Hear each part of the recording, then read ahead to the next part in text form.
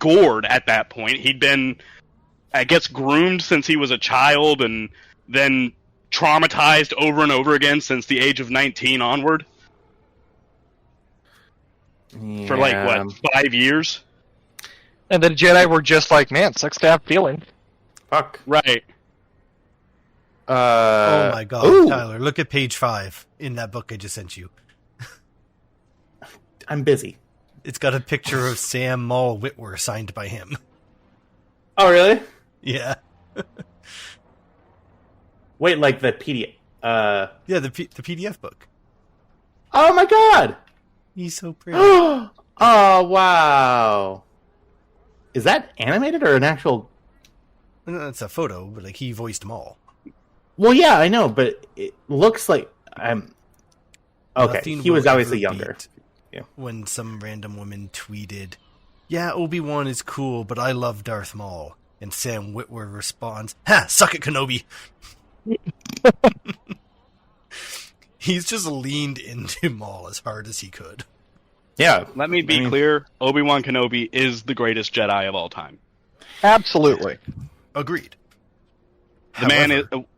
by the end, he was what? Let's see, Sith Lords. He beat Maul the first time, beat Ventress, stood toe-to-toe with Dooku and didn't die, so that I'll call that a draw. Then beat Maul again, beat Savage Opress again, beat Ventress again, beat Darth Vader at the height of his power. So he's what? 1, 2, 3, 4, 5, 6, 7, 8 and 1.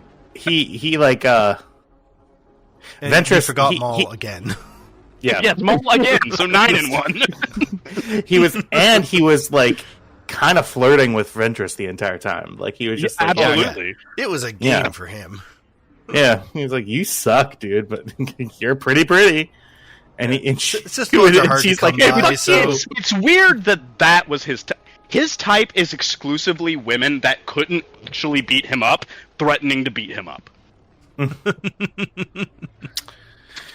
oh no, I feel. Oh no. All right, write that down for therapy later. Wait. What, did that awaken something in you? But it's normal. That's normal, right? Tell me, please. Like, oh, you only think you're good if you're useful. And it's like, no, wait. Uh-oh. The door!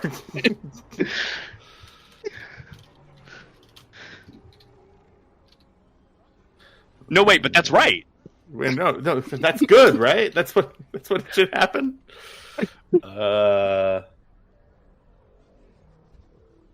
What the fuck am I doing? Okay. It just reminded me of the Game Changer thing where they had the challenge who could make the loudest noise with the gong. And he goes, Brennan. And Brennan goes, no, wait. No, that look on his face was so priceless.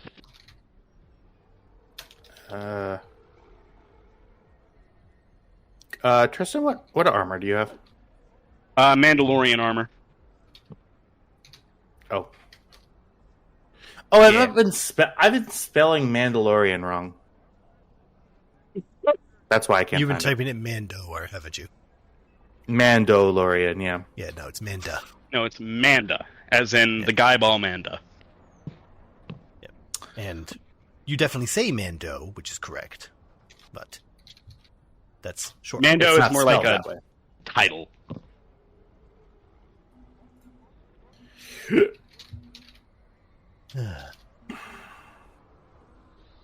I hate how jetpack is 2 words in this. Right? It's seeing jetpack as 2 words is so weird because it makes you want to say jet pack. Jetpack. All right, boss, what do you want me to pack? No, not you, Jet. Fuck. Who's on first? Yeah. Have any of you seen the fucking No, he's on Penguins of second. Madagascar movie? No, maybe. Which one? The first one. Yes, but I cannot for the life of me remember the plot. There's so many they kind of blur together. I fucking loved it. Duplicate. And part of the reason why was because the villain and his henchmen. Is it the octopus? Yes. Yeah. Like, the way he'd call out his things, he'd be like, Elijah, would you deal with that? Kevin, bake on! We'll take after this victory! Yes.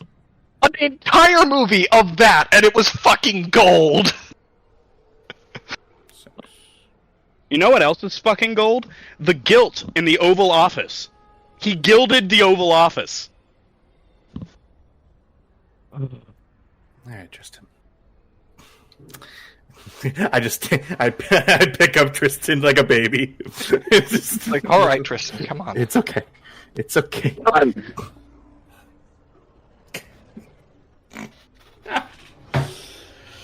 All right. Doing work. Nope, not yet. Not done yet. Okay, that should be enough garlic powder. When we're, I got enchiladas. Delicious. I don't know what Diego has, but I know it's not bread. I'm making old reliable, which is cacio e pepe. What do you mean I don't have bread? So I'm assuming that I thought this was a breadless day. Jessa will not be joining us this time. Well, Friday. unleavened bread is fine. Did y'all watch the newest episode of Doctor Who? Nope. No. Don't talk to me about it. God. I liked it. No. I'm Mr. Ring-a-Ding, I'll make your heart bell sing. No. Just, Lux Imperator. I haven't given up on Doctor Who yet. I've given up on it. After the final, like the one we're dealing with right now, I'm done because they're actually rebooting it under a new name, and I'm like, there's no need to ever reboot it. They're not rebooting Doctor Who. Yes, they are. They are They are. 100% rebooting it under a different name. Correction, same name, but now it's just DR for Doctor. It is a 100% reboot, not a continuation. That's stupid. Yes. I'd give it a chance. And the reason I'd give it a chance is this. They've done everything. The show has been on the air for nearly 100 years. They've done everything. So they're just going to redo everything? Or are they going to come up with new imagine episodes? some of the older episodes of Doctor Who with today's budget. Just let it die. Just let it. Just night. Nchuti is awesome. He's fantastic. I like him a lot. Just the bi generation, make it so it's his last one. He's okay. We're never going back. It's okay. It's fine. Like you said, we have 98 seasons of all these British fogies going around, just being like, "Wah!" and just die. Be like, what? Just Could you all die. do that again? Wah! Just die. I hope the next Doctor's an Asian. I want it to end. So no, they're far too racist for that. Well, They already had a woman, and they got a black guy. They had a woman for how long? woman. Hey, Written by how many misogynists? To be fair, the writers for her seasons, I do not know what kind of drugs they were smoking, but it was awful. Misogyny. They were We're fine. smoking There's nothing misogyny. there. Okay. Like, she was a phenomenal doctor. Her writing and the episodes were awful. Yes, her writing team took a bunch of misogyny, rolled it up into a fucking blunt, and was puffing that shit and passing it. Like, I liked her as the doctor. sabotage. If she had the writers that Ten had, that would have been one of the best seasons of Doctor Who of all time. But instead, they had whatever that was. Mm-hmm. And I'm telling you, it was quite deliberate.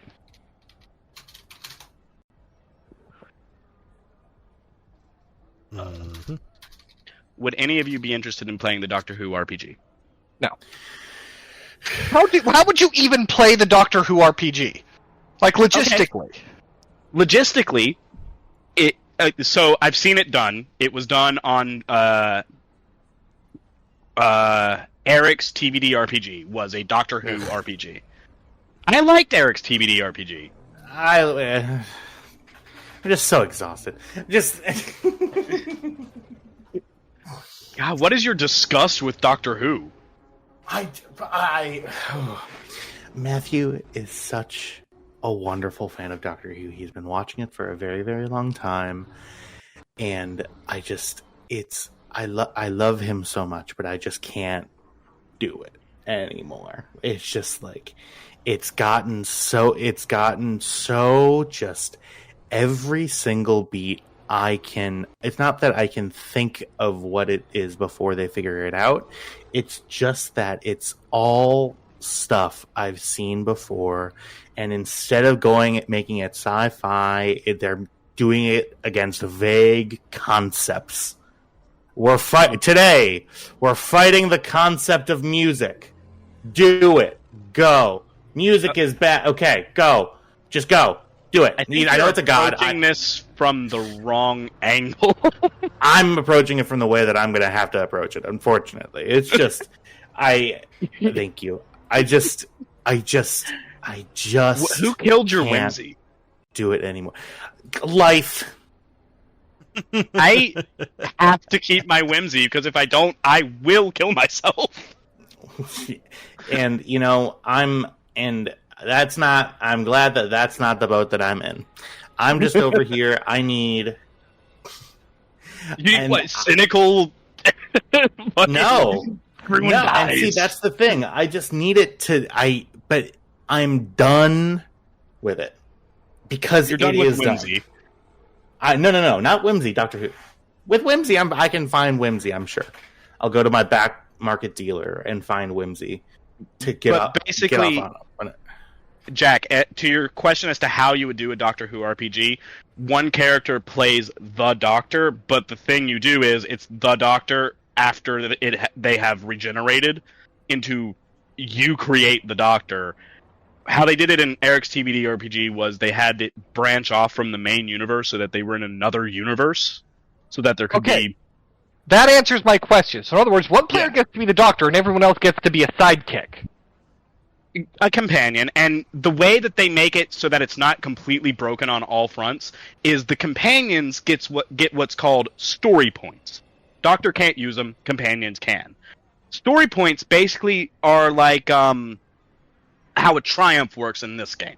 You can alter the story with it. You can use a story point to say, I have the code for this door that I need. I have the, actually this thing has always been true about this universe, and I'm going to use it now. In that way, the companions alter the story, and the Doctor executes it. That's fascinating. Right. I thought it was a really cool concept. Yeah. So if I was going to play something I've never played before, I'd want to play Fabula Ultima. What is Fabula Ultima? It's the most ultimate fabulous game ever. And Jack, if I tell you what its tagline is, you will be immediately put off. That does not bode well. It is a JTTRPG. Like the big guy's small mouth kind of thing, right? No. Ugh. That said, it doesn't do like ridiculous numbers or everything. It's all small dice, simple math. Is it like if you took the first final or the 7th Final Fantasy game, I guess? The one with Cloud. No. Think if you've ever played it, more like Final Fantasy Tactics. Like, when you take a level, you can take it in whatever fucking class you want. So, like D&D. Yeah, except it doesn't suck because it's balanced. There is no one-level dip you can make that will break it. Warlock, Paladin. Sorry, I had something in my throat there. Everything's okay.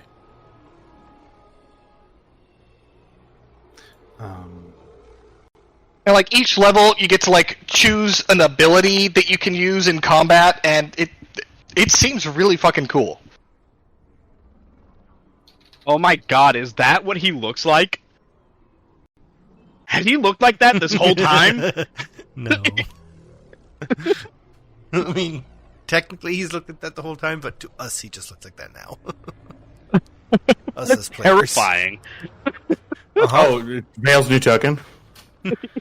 No, not Vale. Oh, Rick's? Yeah. Oh, I know that man. He runs the junk shop in my hometown. He also runs a Yeah. junk shop on Randon. everybody knows this man, and that's what makes him so compelling. You know, he always has a scheme. This man tried to tell me that aliens from like Alpha Centauri B were coming to steal my brain. This guy does gay porn on the side and tells his friends. Or is that just a... I tell you, you should have seen the one I took last night. Yes, this fair fine gentleman came up and then he... I'm pretty sure this guy taught me how to rob a bank without getting caught. Mm. I don't know if you guys know who Nick Hibbets is on Instagram, but he's this guy. I'm not even going to describe what he does, because if he does, you're just going to say typical Trevor, so I'm just going to say it. Anyway, he's a straight guy. Star. No, he's a straight guy from, like, I don't know, he's from somewhere in the South. He's got to be. Anyway, he did a video of him trying to look sexy, and he uses dip, and he shows his dip wad on his tongue, and I'm like, oh god, it is the most instant boner kill of all time. It's so gross. You like So this bundle of fiberglass I got in my mouth? Hell yeah. Oh god, it's so disgusting. So every time I hear you talk like that, it makes me think of him. Yeah, sure. So, what we got going? This is the guy who, at my grand uncle's funeral, told me how he and my grand uncle once robbed a liquor store with a brick. With a... Well... With a brick. I don't even He held the brick and said, either give me all the money in your cash register, or I'm going to hit you with this brick. And it turns out that was pretty effective. No, it's effective. It would be effective for me. Here, have the $200 in my till. Go ahead. Have it. If you want the safe, that also probably has like $300 in it. Like, do you need help carrying it? Like, what do you need me to do? Because let's assume you hit me with the brick, but I managed to stop you. I'm going to have to steal all of this money to even start paying my medical bills. Yeah, it's not gonna be good. To be clear, my grand uncle was like a 6 foot tall, 300-pound Mexican man who was very obviously jacked as shit. And covered in tattoos and never wore a shirt. Ever. Yeah, that sounds like someone who's getting the contents of the till.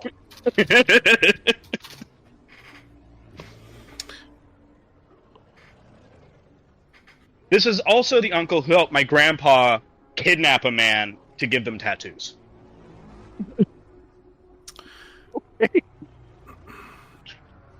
Sometimes you have to like sit with information like that. This was after a 7-day meth bender. Hmm. And they thought that was a fantastic idea. And then they got the tattoo artist really high before he did the tattoo. So instead of a Thunderbird, which was what it was supposed to be, it was just kind of squiggly lines in the vague shape of a chicken. So we called it the Thunder Chicken.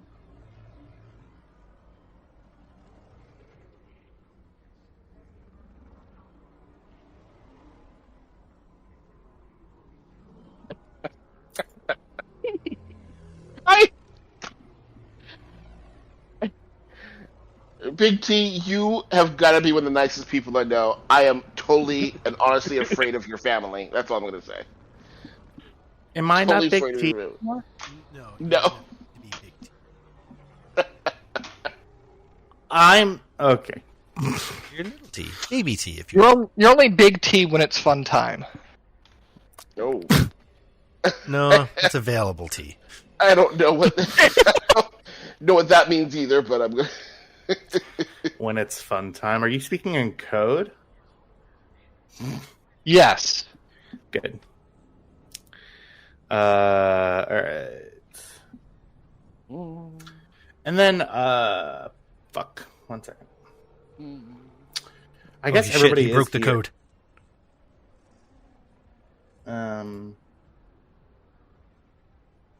Okay. I think I have... I'm gonna have to figure out what Discord did to break that aftermarket program I used to put us all in the recording so people can see who we are. I don't think anyone ever looks at it, but it was nice. I mean, like I can see the overlay right now. Like I can see it on my screen. Yes, like when I'm in Foundry. Record on that screen. Right, you record on Every available square inch of my monitors is currently occupied. And I will not move a thing now. This has been years of perfecting this setup.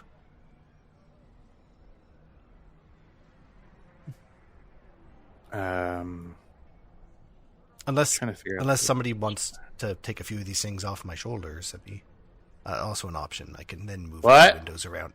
Yeah. Fuck. Kyle, I have a hot commission for you. Wow, just after the joke. Shut up.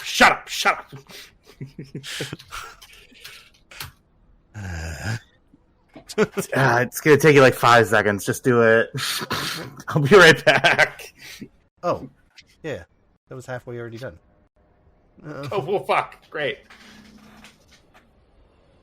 But unfortunately, it can't be the ones in the thing. Yeah.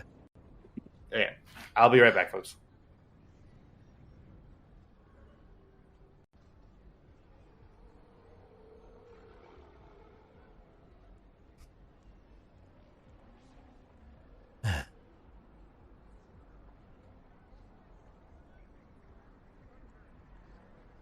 I want this.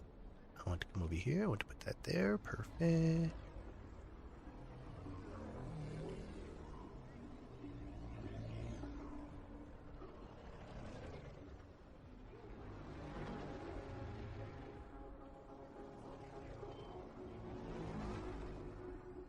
Come on.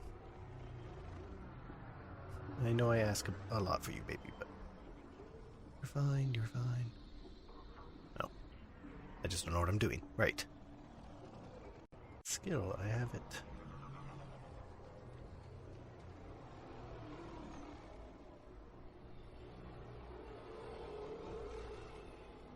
You know,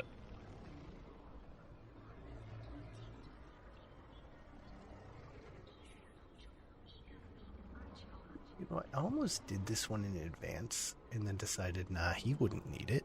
That'd be silly. Dwarven baby.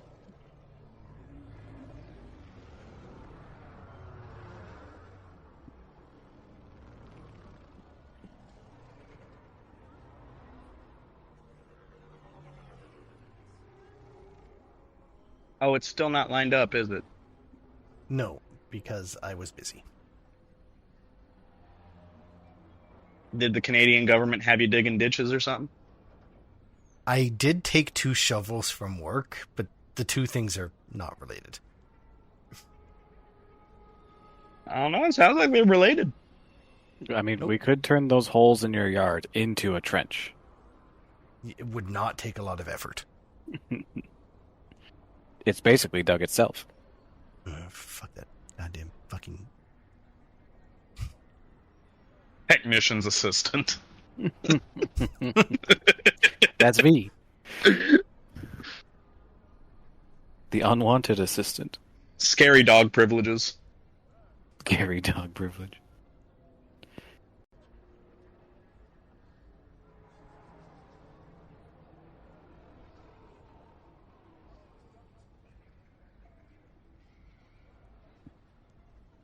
So, you guys come here often.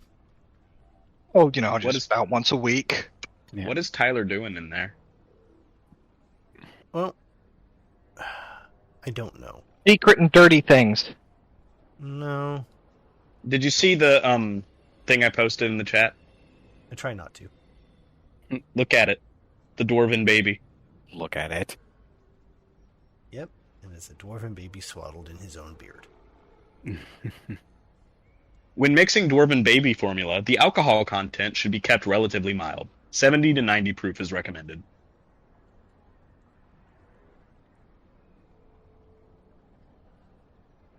Isn't proof a percentage? Yes. That's what I thought, yeah. Which implies some interesting things about Dwarven breast milk that... I don't think it's true, but we always learned in college that the proof is twice the percentage of alcohol, which can't believe that is... No, I believe that is actually right. It's measured by, I think, lighting it on fire or something. Because 45% alcohol, it just seems crazy to me. Well, in where I lived in South Carolina, you could get a bottle of Everclear that was like 180 proof. Right. Which it just seems... I mean... It was kerosene. I'm convinced. I feel like you could rip off the flesh from your esophagus. Oh, yeah. One time, my cousin put it in his dirt bike, and it ran. Yeah, again, I think you are a very nice person. I just wanted to tell you that. I am so afraid of your family. You should be. There's an old Japanese movie called Gunhead. Uh-huh. Where, this guy finds a functional mecha, but it has like no fuel, and he has to take it to fight the villain, right? Well, its AI helpfully tells him that his turbines were designed to run on anything combustible. If you've got some whiskey, it'll do. So he ends up rolling into the final fight, fueled by whiskey. Yeah.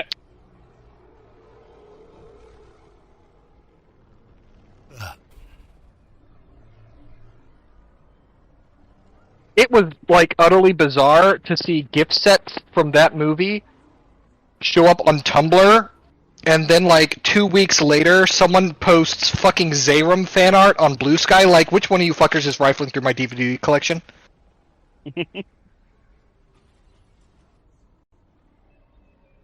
Someone actually tried to make the argument to me the other day that autism was an epidemic because there was no autism diagnosed before 1930. Oh my god, oh Jesus Christ. And I was just like, well, first off, no, I'm pretty sure there was diagnosed autism prior to that. They just called it other things. Being simple, for example. Or being off, or they had all kinds of euphemisms for it. He's particular. He's a little queer. He's a little quirky. Idiot and stupid used to be actual medical definitions. In the 1880s, if the autistic person was a woman, she would be diagnosed with hysteria, along with all the other things that could possibly be hysteria. Mm-hmm. The treatment for hysteria was orgasms, so... Yes, it was.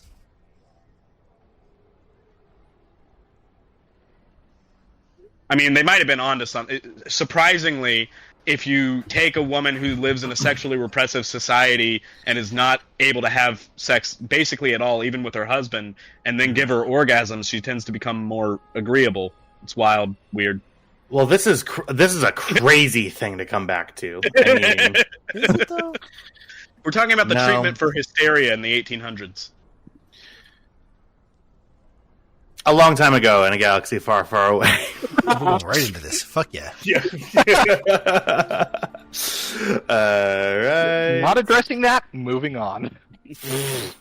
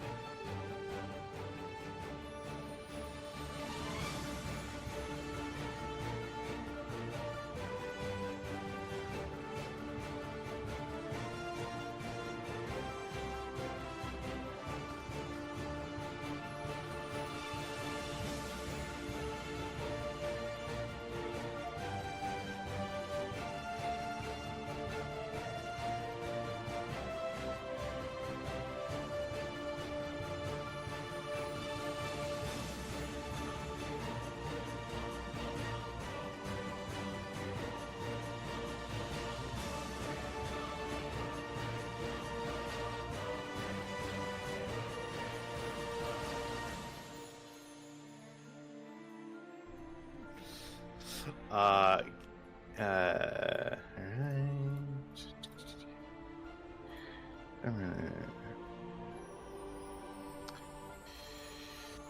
I'm not starting very well.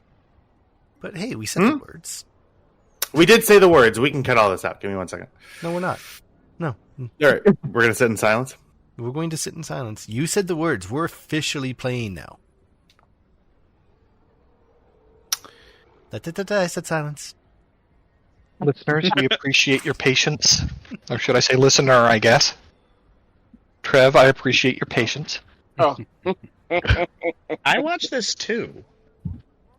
Yes, but you watched it. You joined before we started recording it. Trev joined because we were recording.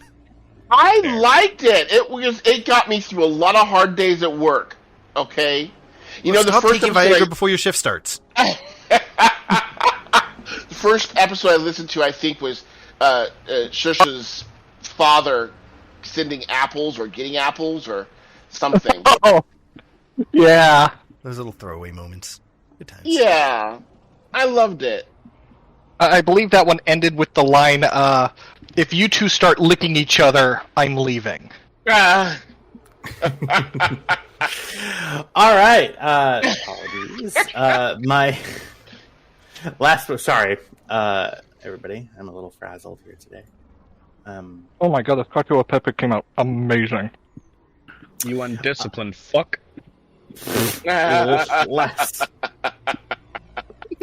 Last we left off, we had some more conversation regarding the situation on Randone, what all needed to happen as the ship gets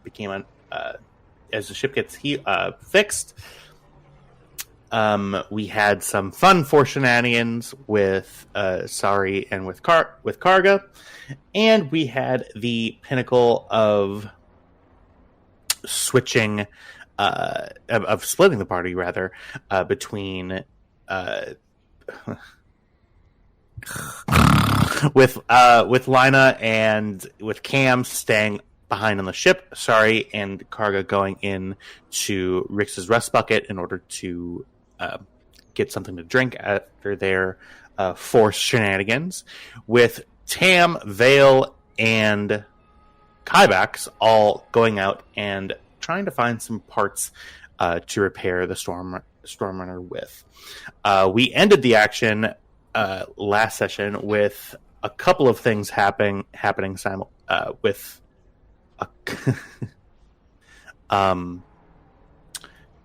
with alarms going off back at Rix's rest bucket, and with speeder bikes pulling in behind the speeder truck that the other group is with.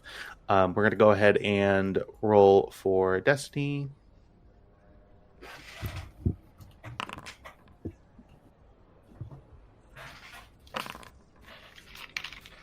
I counter you.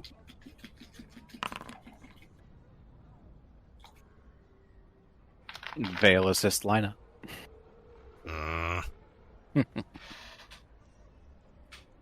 Children. Yes. Tristan, click the button. I try. It no work. Hold on. You work. No, that's Cameron. There we go. Wow, a pretty much right down the middle Destiny roll here. And then, how do we decide to do this?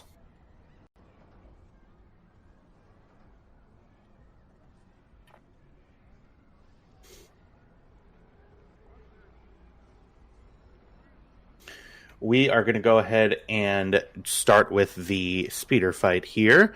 And as I look at this map, I'm realizing that it might just be a better idea to abstract this. You made the map. Well, I didn't do anything, to be clear. But You approved it. So you're going to waste all of Buford's hard work? Not the first time. not this. There's entire maps that I have handcrafted that have never seen the light of day. Yeah, truly handcrafted. Wait till you guys see. And on our that Patreon, one's we not will have handcrafted. those maps available for the No, first but subscription tier. bin maps that are actually fully handcrafted that we just have never used, but we may use in the future. Certainly not. Not today. Not today. Oh God, I'm so excited. All right, let's get some fucking tunes going.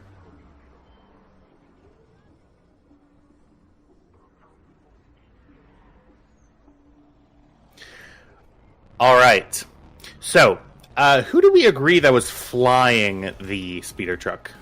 That would be Vale. Yeah, Vale was the one piloting the speeder truck. All right. I'm going to ask the three of you to roll for initiative. It is going to be vigilance. Vigilance? That's right. Yeah. I am going to take a strain to do an extra success. Mm-hmm. And Diego, do you know how to... Yep. Go? Okay, good. I think I don't have anything to make it better, so... No, It should be a right 0 click on your difficulty. Gotcha. Oh. So right-click on your character, do the sword and shield thing, and then that'll put you into the encounter. God, what are the odds of that? And now in the encounter, you can click your button. What button? Open up everything. You'll see a dice next to your name.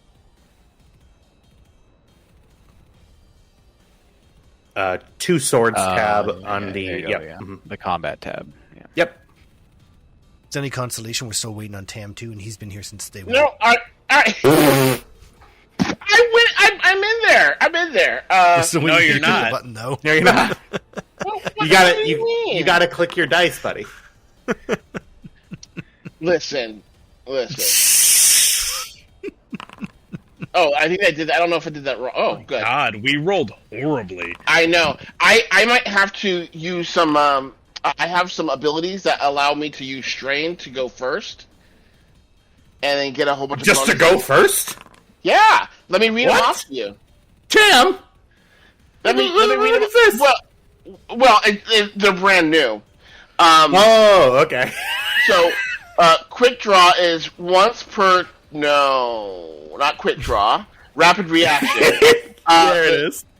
The character may suffer a number of strain to add an equal number to any vigilance or cool check to determine initiative order. The number may not exceed the ranks in rapid reaction, and I only have one rapid reaction. Oh, that sucks. Yeah, so it does increase. Let me see what I rolled.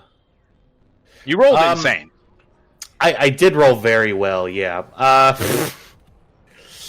I think that's probably like a crit or something. Am I cool? Technically, Tam could tie with the smuggler, but with the lower smuggler, yeah. Right. So I think Tam, even with that, I wouldn't spend it just because also we don't really have a very good way to. Well, I guess we do if you were to re-roll, but this makes narrative sense anyway. It does make narrative sense. You're right. So let's go ahead and get it started. Woo! All right. Now, how the fuck do we have access to this thing's character sheet? 1 second. You should. Yes, we do. Good. All right. You are currently piloting a Trast A-A5 heavy speeder truck. Should this thing have weapons? No. I don't believe so, but let me double check. You said it was a heavily modified version of this. It was armored. It's kind of like a 57 Chevy, right? That's heavily modified, right? Yeah, it's modified so that it'll run. It's not modified to be like a tank. I gotcha. I just assumed that this crazy ass guy would have it looks like there is a turret up there, but sure. No, you don't have a turret. I understand that we don't, but it just in my brain I thought, well, yeah, the weird guy who lives in the junkyard and has access to a bunch of ship parts would definitely rig this thing up with a turret. And you know what that is? Profiling. That's profiling. You're profiling him. How dare you? I guess you're right. Definitely rigged You're with right. explosives. It is rigged to explode. All right. So I need to get some compendia up just so I can refer to them later. starships and vehicles. So y'all do have access to ship actions here for you as well. The only ones that you're really going to be using are the pilot-only ones. And we are kind of abstracting vehicle combat here. Y'all are probably going at your max speed at this point. Your max speed, which is 1. These things outpace you by several. I knew I should have brought the speeder bike. You talked me out of it. Damn you! You son of a bitch! I gotcha. All right, so you guys are going straight out, like full on. There is one pilot chair in the speeder truck. There are no weapons or anything like that. So I am okay with it just being. They're just going to be parking behind you and just trying to. At this point, they're going to be just sitting behind you, just trying to take pot shots at a whopping 35 miles an hour. Yep. All right, my guy is gonna. Oh, nope. Only one token selected. Okay, great. Does this thing have any armor? Nope. No armor, no shields. Wonderful. No armor, no shields. It has 10 hull trauma and 8 system strain. It does have. It should have a. No, it has literally no armor. Yep. All right. So these guys are coming and swooping up. They'll get into attack position here. So you are all in sort of the cockpit of this thing as these people come in behind you.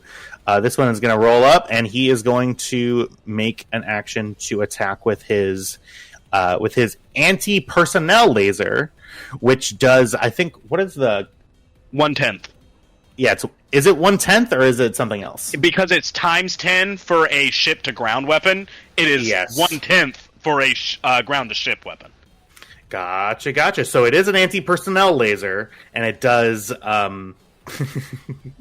It does. I think that's what this is, right? Yep, I believe it does 11 or 13. Yeah, 11. So then it'll do 1. Yeah. Yep. So these guys are going to come up behind you, all of them, and they are just going to start opening fire on you. We're going to do 3 checks here. We're going to just claim all these ones. Perfect. And this would be gunnery, and the scale. So the silhouette 3 firing from a silhouette 2, so it's the same difficulty, which is just difficulty 2. All right, let's try it out. Diff 2. 1 hit. 1 point of damage. Another. 2 points of damage. And yeah, for sure. Perfect. Yeah. So, your speeder truck, as these people start coming up behind you, they all open fire, and you feel the jolt of the speeder truck. It's meaty, but you're still feeling these hits. That is going to be their turn. Can I go? Yeah, it's up. I mean, it's up to you guys. I'm asking. You guys mind if I go? I think Kabax should go first. Yeah, please. Yeah. So is there like a window I can open or like a door I can open and kind of hang out of? Yes, I am going to... which weapon are you using for this? The not-so-heavy blaster rifle that's been modified. All right. It is still a two-handed weapon, is it not? It is, yes. Okay. So I'm going to impose some setback on you because you're literally having to put your entire torso out of this door. This also opens you up to enemy fire, just so you know. I'm okay with that. Perfect. So you use a... and we will say that this will be a maneuver, like your movement, to like get over by the window and then, right. So that's one maneuver, and then you're going to use an action to fire? Yeah, So my question is this: so I'm hanging out. I've got the blaster rifle ready. How many setback am I looking at? You are looking at, I will say, because you're hanging out of a window, I'm give you one. Since you're using a two-handed weapon, I'm going to give you a second one. Let me see if I know this right here. So I am going to aim once, take a strain to do so. Okay. And do you guys mind if I spend a light side point? No. He's taking And both here of we those. go. Wow, he's greedy. Oh, god dang it. All right. And then, what are you aiming at? That guy. That's this guy here? Okay. Yeah. And then that would be difficulty 2 because you're within a couple Medium meters range. here. Yeah. Okay. Medium range there. Okay. Bip. That is 15 damage. He's dead. Yeah, cool. 15. Yeah, with his soak, he takes one over his main, and these guys are just rivals. So, he was zooming in towards you. I am going to spend a dark side point that the pilot, Vale, you are going to have to make a piloting planetary check in order to avoid this careening speeder bike from running into you. As this guy starts flying forward. What was the check? It's a piloting planetary check. I'm going to call it as a difficulty 2. 2. 2 being the scale of the silhouette of the speeder bike. Okay. I forgot you have 6 agility. All right. Yeah, you all Technically, that should be with 3 setbacks. This thing has handling -3. Or -2, so 2 setbacks. Okay. In that case, I am going to ask you to re-roll. Okay. Thank you for the correction on that. 2 setbacks on it, which are the black die. Yep. Yikes! All right. Okay. One moment for me. We are going to do Starship actions. And is there is not a ramming speed action, right? No. That's in Star Trek. Yes. Yeah. Okay, cool. You take another 2 points of hull trauma just with the silhouette of this thing crashing into you as this person splatters on your rear windshield. The blood and the viscera all falls off. Your view is not impeded, and we are just gonna bip.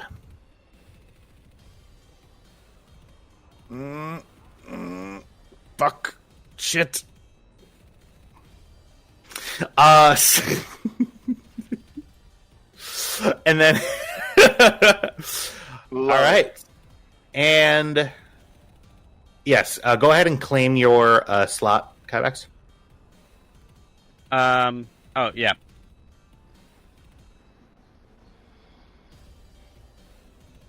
There we go. Fantastique. Who would like to go next? Could I go next? Sure. Damn, that's cool with you. We'll take a silence as Sure. yes. Silas is yes. He's probably muted. No, sorry. He's washing Sorry. his hands. No, I'm reading. I'm trying to read. I have to aim, and I have a thing that says that I can aim without taking setbacks, and I'm trying to find where it is, and I can't find it. So I'm hoping that you guys can help me out here. Yeah, we can look. DM, you said take your turn, we're I'll take care of it. We're heading away from the speeders, like they're coming up behind us. Yes. So you're currently heading what would be north on this map, up this path, in between a bunch of these piles of trash and old ships that are all broken and busted and dead. These mounds are probably maybe 4 or 5 times the height of your speeder truck. Okay. Would we go here? You are more than welcome to. Anything that gets you so your speed of 1 can pretty much get you to wherever you want on this map, but anywhere that's close to being over here or over here, I'm going to ask for a piloting planetary check to do anything other than keeping going in a straight line down this path. I'm just quickly looking at the actions here. Gotcha. Could do it like evasive maneuvers. That's what I was thinking. So Vale, without lifting it, without moving his face from the pilot controls, will simply brace yourselves. This may get unpleasant, and I'm going to do evasive maneuvers. All right. So this will be okay. So your speed is what? 1. Okay. So the evasive action is a restricted action based on speed. So you need to have a speed of 3 or higher to do that. Oh, son of a bitch. Unfortunately. This is a hunk of junk. It's lumbering. You're just, yeah. In that case,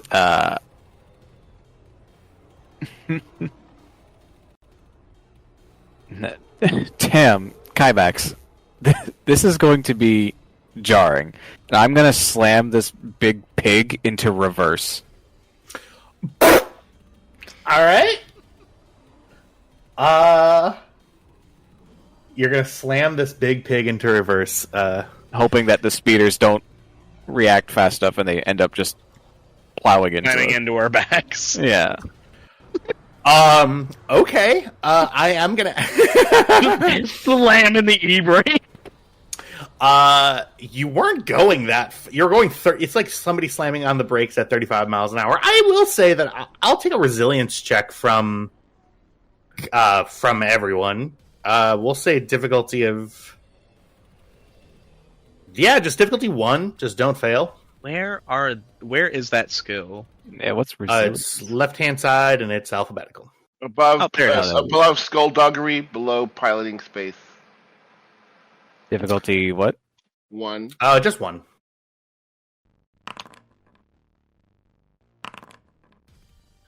Ooh.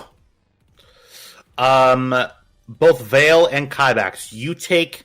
I will say. How did you guys do?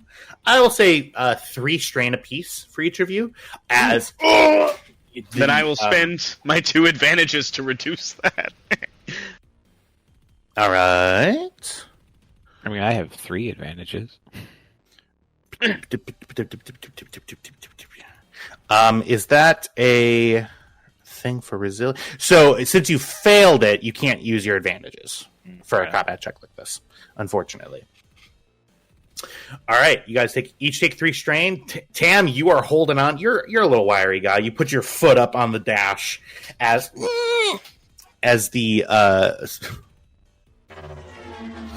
you throw the engines into reverse. And Vale, are you turning any which way? Like, are you turning to like? Let's do. I guess I would turn so that Kybax could still have line of fire. Okay, so what you're doing is you're turning to the right, which he's hanging out of the window as these people are potentially going to come in and hit him. Okay, cool. So you shit whip this thing to the right. Kybax, you almost fall out of the... I do have were that hanging out of that window. I might No, I didn't rule in on it in the moment, so we're fine. So you are like you look up with your gun out, and you see these two speeder bikes careening towards you, going very fast. That will be. I will say, give me a piloting planetary check, Vale. I'm going to say. Can I give trained assistance on this? You can't. There's only one driver. I will say it, piloting planetary to try to get yourself in their way. I will say difficulty 2, and I'll give you a boost die because this is fucking badass. Oh no! Oh, yes. All right. Fuck. Yeah, this just straight up happens. These when it becomes their turn, they're gonna have a really bad time. That leaves us with Tam. Okay. You get my message? Oh no, I didn't. Hold on. Yes, you did. Yeah, it's the skill column. You have it. You just don't add setback on the aim. Standard.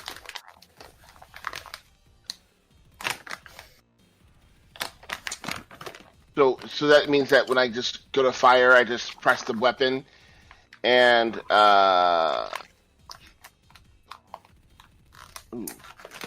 Yeah. So basically, like, you can use aim just to get the boost die, which is easy, but you could also use aim to target the blaster in his hand, which comes with a setback dice, but not for you. So there are two things. That well, come also with the aim ability. it takes extra time too, right? Like you have to use a maneuver and it takes your maneuver. and an action. A maneuver and an action. But if you just want to use the action and not use the maneuver, it adds strain. But if I aim, it doesn't. So if I can just aim and fire, right? Mm-hmm. Yeah, you can just aim and fire. Then I'll do that. But your aim, I think his question is, because in order to do the aim maneuver, you have to spend your maneuver. Yes. Unless you have something that... And if he's only spending one maneuver, he doesn't need to use strain. The strain is for a second maneuver. That's right. The strain is for a second maneuver. Yes. We're so used to having to move, take strain to aim, and then fire. But right. You're not moving anymore. In fact, they're coming straight for you. Yes, they're coming at me. Okay, so... It's got long legs. Oh. You killed it. Killed it dead. Okay, all right. Did you kill a daddy longlegs? Yeah, it scared me. Why? It was crawling on my leg, Jack. It's a harmless little bro! I gotta do this. Okay, so I took this little thing. I'm gonna... whoops. That's not me. That's not you. Why is it picking you, not me? Doesn't matter. Okay. Okay. Why have I forgotten how to fire a gun? Oh, there we go. Just click the button. Yeah, there we go. Okay, got it. And aim does... Oh, Lord. Adds a boost die. Adds a boost die. Thank you. Gosh. It's so long since Stam's tried to shoot something. Well, yeah. Usually he gets immediately Swiss cheese. Taken out. Dipped. Done. Taken out. What's the difficulty on this? If I'm firing at this guy? They are...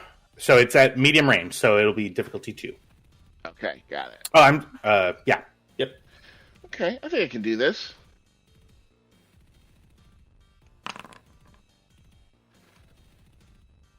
Oh, whoops. Why didn't it? You did it. You're right. All right. Yeah. So I need to have more successes than critical rating, not more advantages.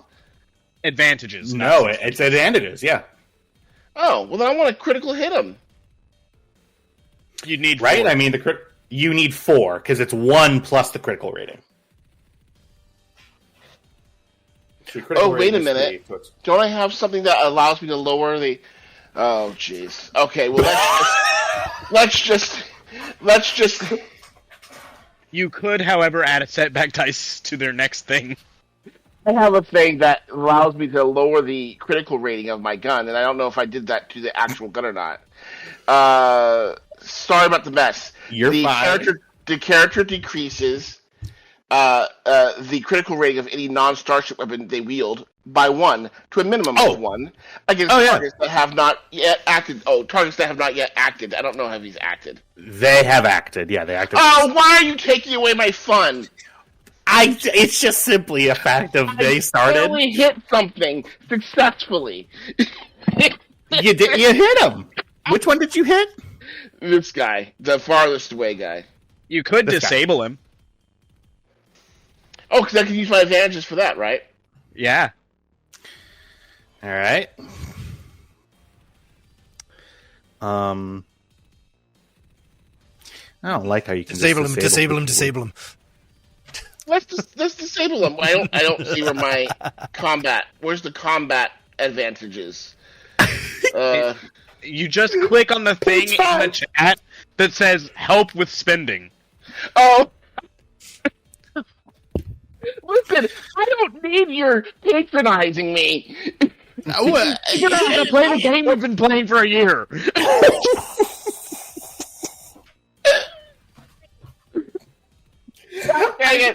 I feel like Trev, I feel like you have 19 pieces of loose leaf paper that you're just looking for the answer on. Do you know that I have read up on every single one of these things, but it has been so long since I've actually used the knowledge that it has been moved aside for things like, oh, the new Fantastic Four trailer, or, what's the percentage of tariffs for the McDonald's He has been alive since the Great Depression. I'm sure his hard drive's pretty full. All right. Anyway, so you're disabling him. Yes, I'm disabling him. Okay, cool. Which one? It's this one, right? Target is disabled instead of suffering wounds and strain. Yes. I don't know what disabled means, but... Well, you're about to find out. All right. I am going to have this immediately fail the pilot. You guys immediately fail the piloting check because you're going at speed 0. This person, again, careening towards you very, very quickly, immediately starts and heading straight for Kybax. Kybax, this dead guy, pretty much, well, he's going to be dead in just like a second. This disabled guy is veering right towards you. Quick argument real quick, because I thought it when you did it the first time, and it didn't make any sense to me. What happens when you remove pressure from the throttle on a bike? Do they speed up? Well, this guy is flopped forward. Mm-hmm. And even if he speeds up, right, or slows down... They slow down. Yeah. Even if they slow down, he's still going at speed 3 in order to get to where you are right now. That's still momentum that gets carried into your thing. So it's not like they... Right. It is still a silhouette 3... It's still a 2 bike and a silhouette 1 person slamming into you. Can I make, instead of a reflex save here, or whatever the case may be, a piloting planetary check to literally just fly up? It would be flying... So you're flying out of a window, right? Yeah. Towards where they're going. Well, a door, but yeah. Right, the door's open. I'm hanging out of the door. So it's literally just me hopping out and up. No, it was when we were going away from them, he had to use one arm to hang out the door and shoot his rifle. But now he's broadside, door open. He can see clearly out the door. Okay, yeah, broadside, door open. I mean, it's going to be... The speed that they were going at was speed... I mean, speed 3, because they had just caught up with you. Yeah, so it's going to be piloting planetary difficulty 3, and then I'm spending a dark side point to upgrade the difficulty, one of the difficulty die by 1. Okay.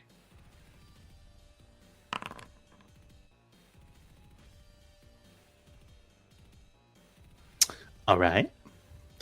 I'm going to say that you take, because of the sheer G-force of the reflex that you're requiring, I'm going to ding you with those 4 threat, giving you two more strain. Okay. You fly out of the way.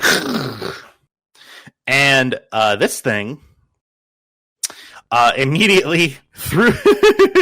So, let's settle here and now who was sitting next to Kybax.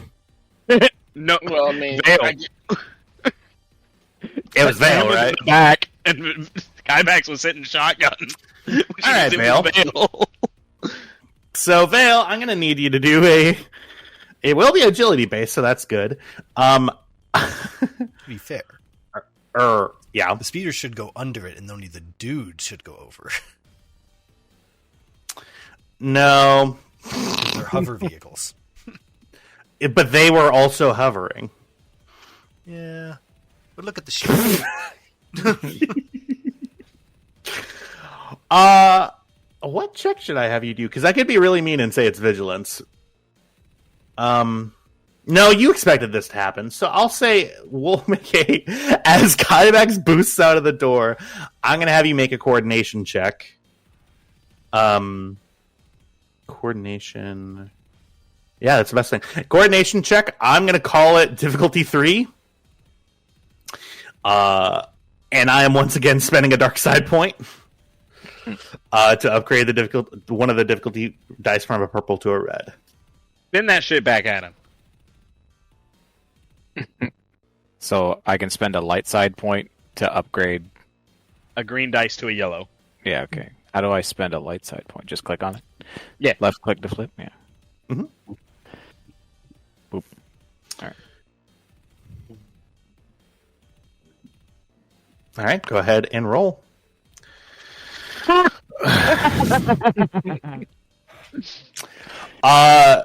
Vale, you see the speeder careening into you. You feel, where do you go, I guess is my question. Because you did it well enough to where I'll tell you the options that you have.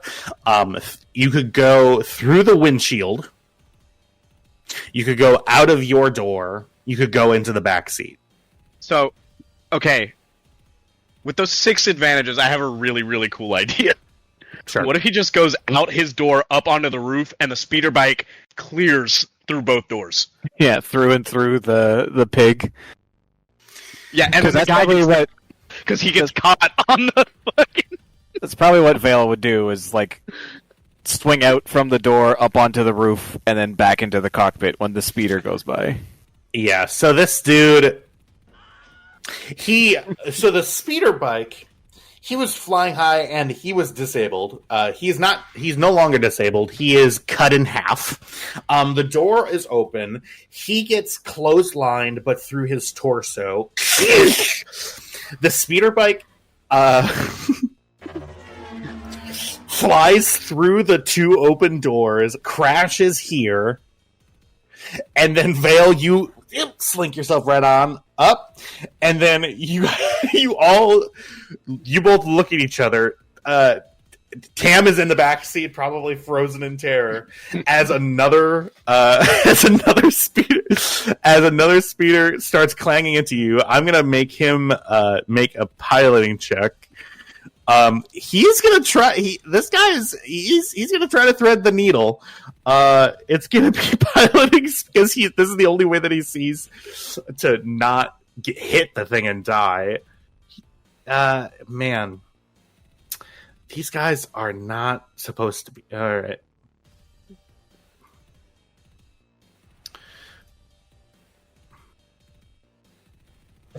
And I'm going to call this difficulty 3. He's going to have a setback. 2 setbacks because of the small target. 1 because if he hits it, he dies and he's scared. And it's going to be difficulty 3. Yeah. All right. How'd he do? How did he do? Yeah. Not well, my guy.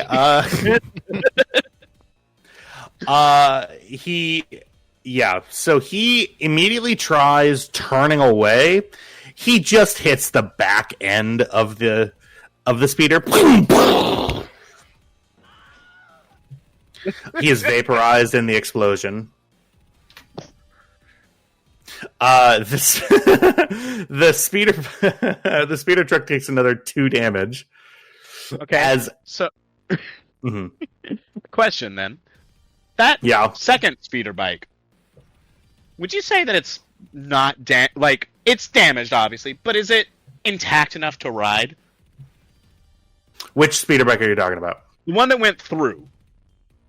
No, it crashed and exploded. Ah, dang it. It crashed into this and exploded, yeah.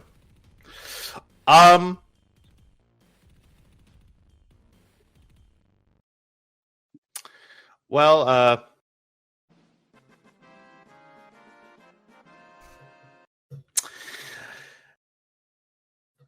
just kidding. 2 more speeders come out. All right. No, I can't. I can't do it in good conscience. Yeah. No, fuck it. Yeah, we're gonna get 2 more speeders to come out. What is your goal here? They're ambushing you. 2 more speeders come up. Like, I get it, but like, He wants What's my goal? He wants this pig to explode. Wait, what? Shouldn't you have to spend dark side points to do that? He did. I did. Okay, cool. I didn't notice. I know I don't usually do this, guys, but I'm sick and tired of having a full bout of dark side points that I'm just not using.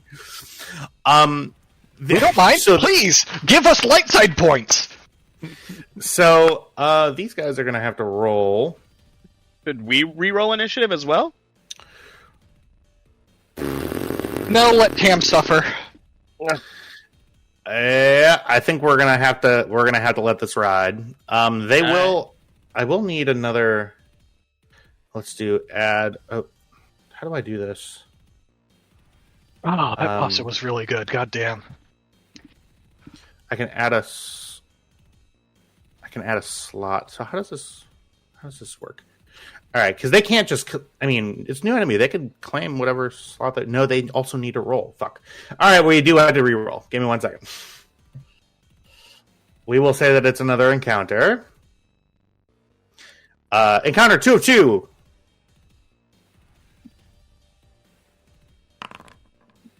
Speeder Ambush 2, Electric Boogaloo. Maybe we can get these speeder bikes. You just view me as a fucking piggy bank, don't you? Kinda.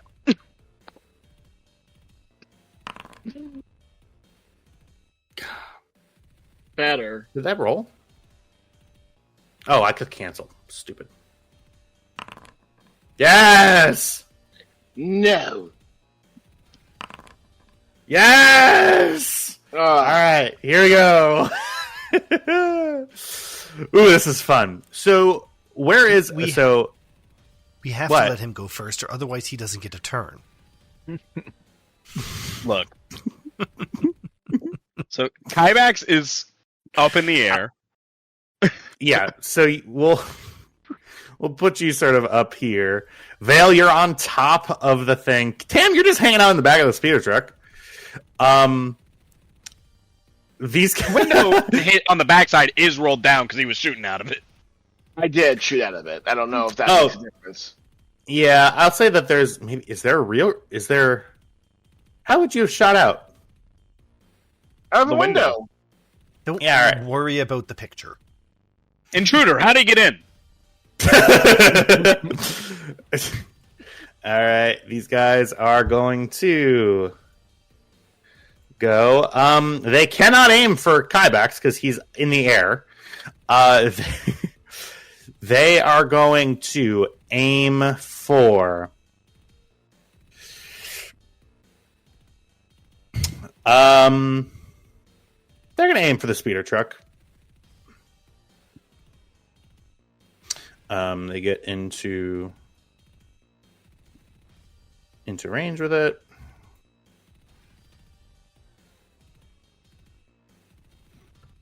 And then gunnery. Diff 2. Fuck you. You guys, don't do it to me, please. Please don't.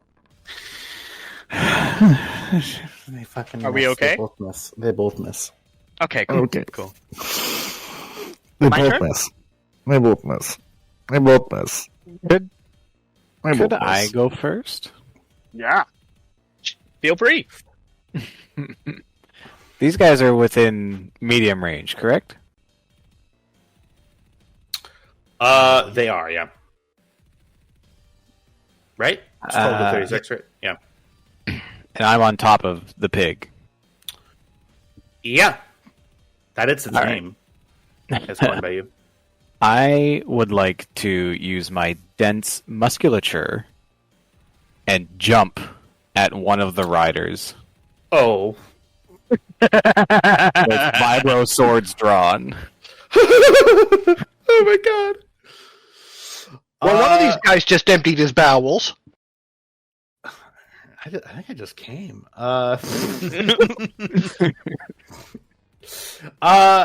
Dense muscle. Is that a Dense musculature. It's a QZO specific. I can suffer Oh. 3 strain to jump horizontally or vertically to any location within medium range. I didn't know that. Okay. You can jump vertically 36 meters? That's so perfect. I love it. So scary. Can you imagine a creature on Earth that can jump vertically 36 meters? Imagine if a giraffe could jump 36 meters into the air. For this visual, it's like a human-sized praying mantis. Yep. Oh my god. So you all see for the first time these 2 vibro swords popping out. Which one are you jumping at? Jump at the one on the left. And now comes the part where I figure out what role for jumping is athletics. Jump is a thing that just happens. Can it just be a thing? Well, no, you're it's jumping him- towards a meeting speeder. Yeah, but it's moving. It's just his movement. I mean, it should technically have a role because of the moving speeder, but Yeah, in he's any jumping other to a moving situation, he's just jumping. So I think it is a coordination check because you're trying to jump on a moving speeder. It's not. That's not athletics. Fuck, and that's something you're really good at. Being like this fucking little like, I'm in a junk gang, blah blah blah, and you feel like a badass. You get on your speeder bike. I'm chasing down this fucking truck, and then a fucking praying mantis with vibro swords for arms jumps at you. Give me a coordination check. I'll say difficulty. It's moving towards you. So you have to, it's timing and coordinating with that. I'm going to say it's going to be kind of a high difficulty. It's going to be difficulty 3. Okay. I mean, since there's a person... Yeah, go ahead. Mhm. Since there's a person on it... Oh, yep. Did I fuck it up? I think I My got apologies. one. I don't know. Yep. Right? Yeah. Okay, I fixed it. Did I fix it? 2, 3. Yep. Yes, I did. Okay. I'm going to add a setback die because there's someone actively on it.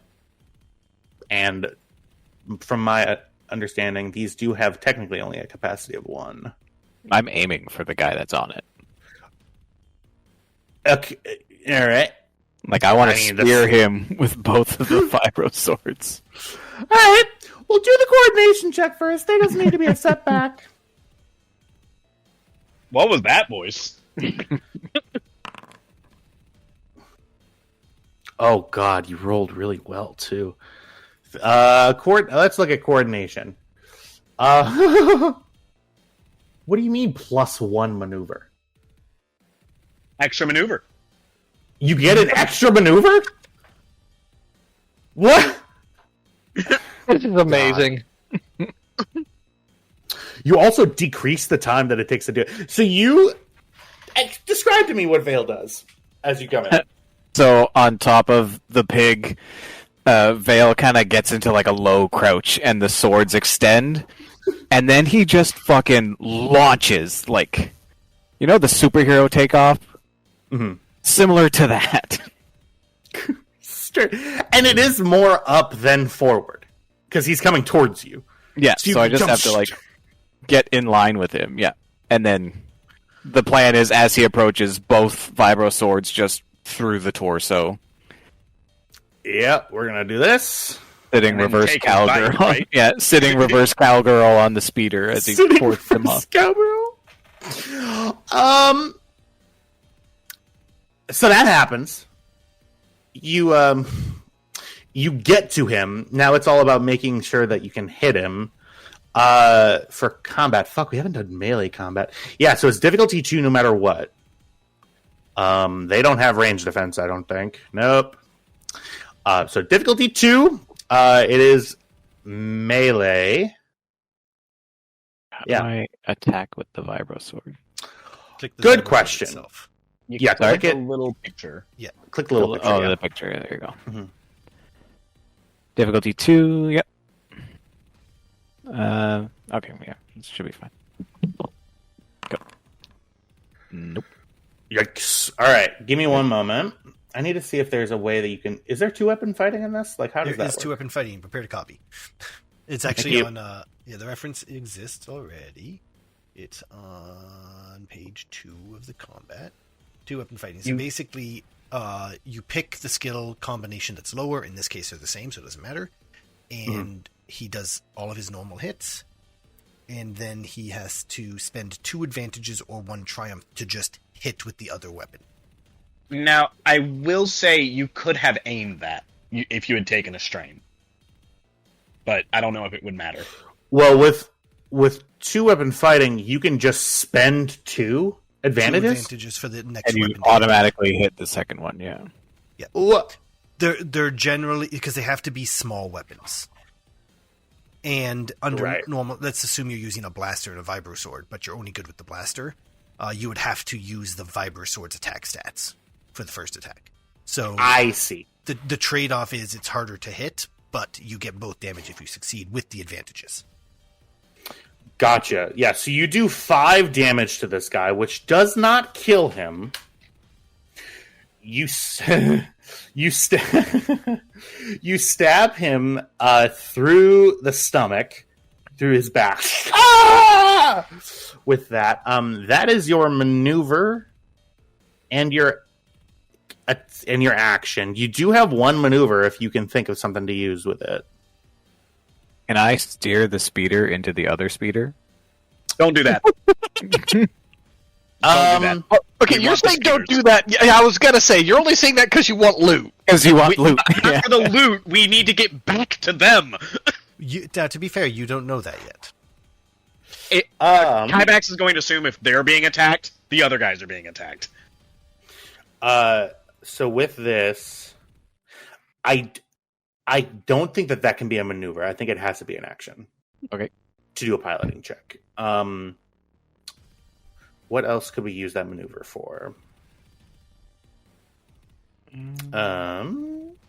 Combat. Maneuvers. I don't know how much help I should give you. I don't know. Technically, fly drive is a maneuver. Is it really? Yeah. Yeah. All right, I'll let you do a piloting check. Yeah, give me a piloting planetary check. You're just trying to hit the other speeder? I'm just trying to collide the 2 speeders together so I can be in melee range of everybody. Difficulty of 2? Oh, Yeah. so you're not trying to crash the speeders. You're trying to, I'm trying to just get them together. just like bumper cars. Yeah, like bump them together so I can keep swinging at people. Gotcha. Okay. Yeah, Two. I'll say if you're not trying to actively like crash them, I'll say it's difficulty 2 with setback, because it would be kind of hard to not crash. Is the Mhm. Baby girl. He's full on doing a ratatouille with this guy. Except I got a sword through his gut.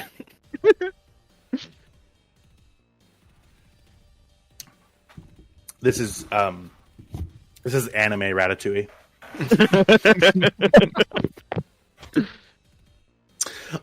You have successfully put these two vehicles together. You are within reach of the other guy now. That is your turn, I will say. And then take the next one. Sure. So first, I'm going to use a maneuver to close, I guess, one range band. So let me check here, and it's going out and down. So just within 12 meters as you have to be in.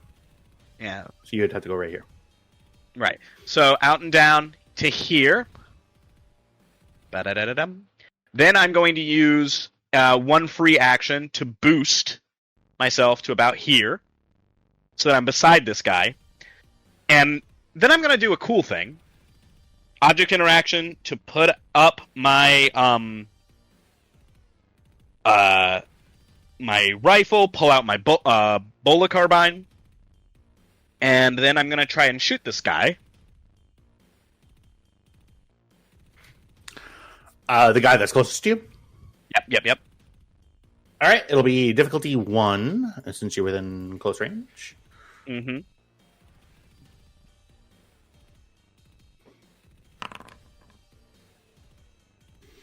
Does that say 8 advantages? Yes, and 1 triumph. So, oh, and also it's 15 damage, not 12.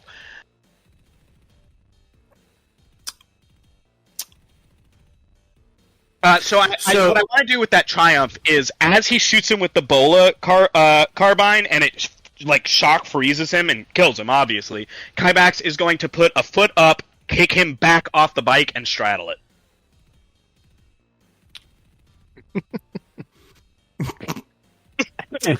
So, all right. So this person fades into nothing. No. Bit. And it was just that guy, right? Yep. Yeah, he falls, and you get on the speeder bike, and you are now the pilot of it. And then I'm going to take 1 strain, and I'm going to reduce the speed of the bike and try and slow it down to stop. Okay. It was going at speed 2, so you reduce it to speed 1. Mm-hmm. That is your turn. Tam! Yep. Okay, I'm just gonna sit back here and aim and shoot at this guy again, and see if how that'll do. All right, aim and shoot. It'll be difficulty 2. Oops.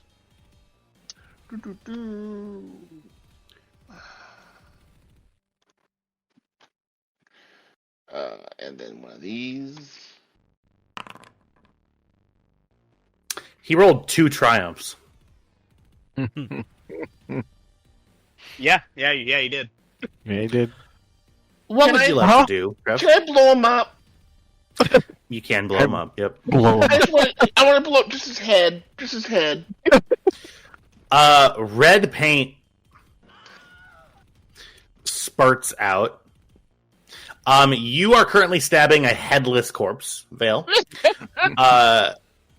Yeah, we'll say that that's academic.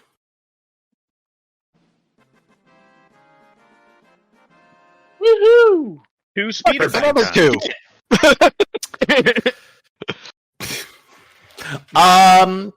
That is combat. We are going to go ahead and move our way. So, as the wreckage around you, your severely damaged speeder truck, aka Pig. Yeah, we named it Pig. Yeah. Is sort of dented, slightly smoldering. We are going to go ahead and move our way back to the other map here. Give me one moment.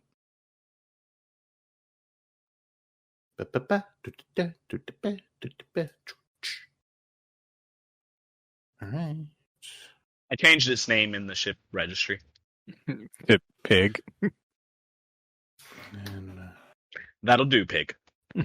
That'll do. that'll do. That'll do. Don't. Where is my guy? There he is. Oh God, I gave him a verbal tick. I didn't mean it.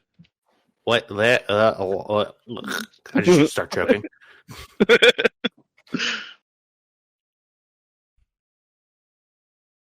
Five of your buddies just died. You're next. Ah, fuck. 1 second, everybody. This is brother. Beep beep beep beep beep beep beep beep beep beep beep. Fucking hate prototype tokens. Okay. Go away. Okay. Give me 1 second. I swear to God. Thought I did all this, but I guess not.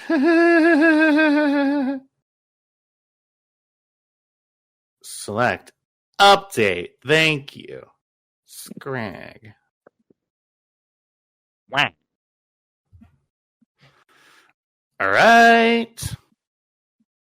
Oh, it has the 4 little footsies to land on. I didn't even see. That's so cute. Isn't it? Why do people think I fuck around? Probably all the fucking around you're doing. I mean, he's got a point. It's a running gag at work. So Sorry and Karga are directly off screen. Well, no, Karga is still in there. Oh God, it's black. Everything's dark. Yeah, we needed those people to see. Oh, I'm sorry. Fuck. Can you see? No, we need. No. I'm sorry, back. Fuck.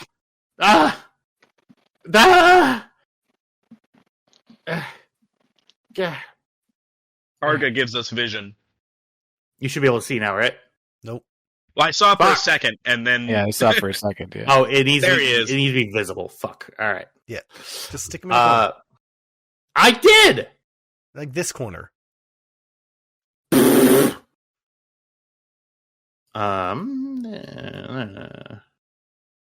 then here under there, and then Cam under there.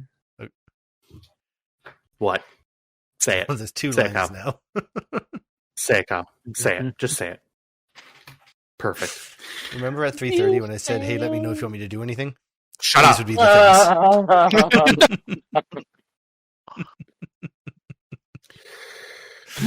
things.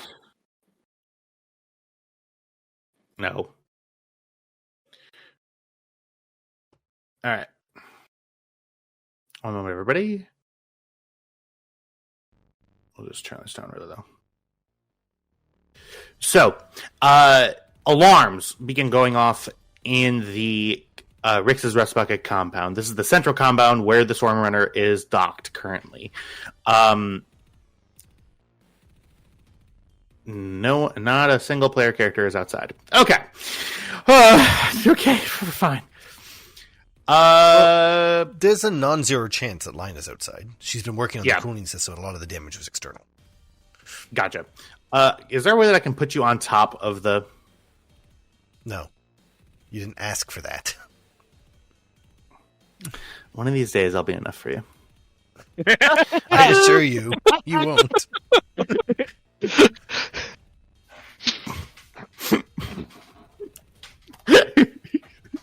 I'm so genuinely upset at myself. All right. Yeah. Lina, you see outside as you're working on the activating the coolant and making sure that everything's installed properly. You see 9 speeders pull up across the front.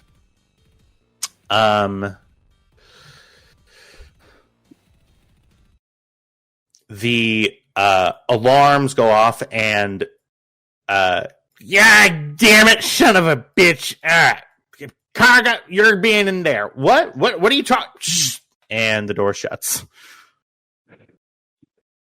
No.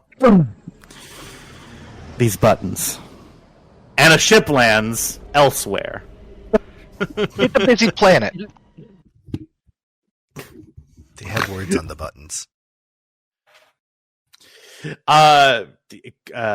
Rix, yeah, that's his name, starts running out and goes, okay, all right, Rix, here we go. Girly! Yeah, I'm just gonna... That she dangles and drops down. Ow, yeah, ow. Yep. All right. So I told you that the scabs, they're here, and he points. Yeah, but and you see you see standing sort of with this sort of dark gray and red armor is a Zabrak male, tall shoulder pads, tall sort of horns coming out. He is walking up from his speeder and is pushing. Or Ithorian. What was that cool sound? Anyway,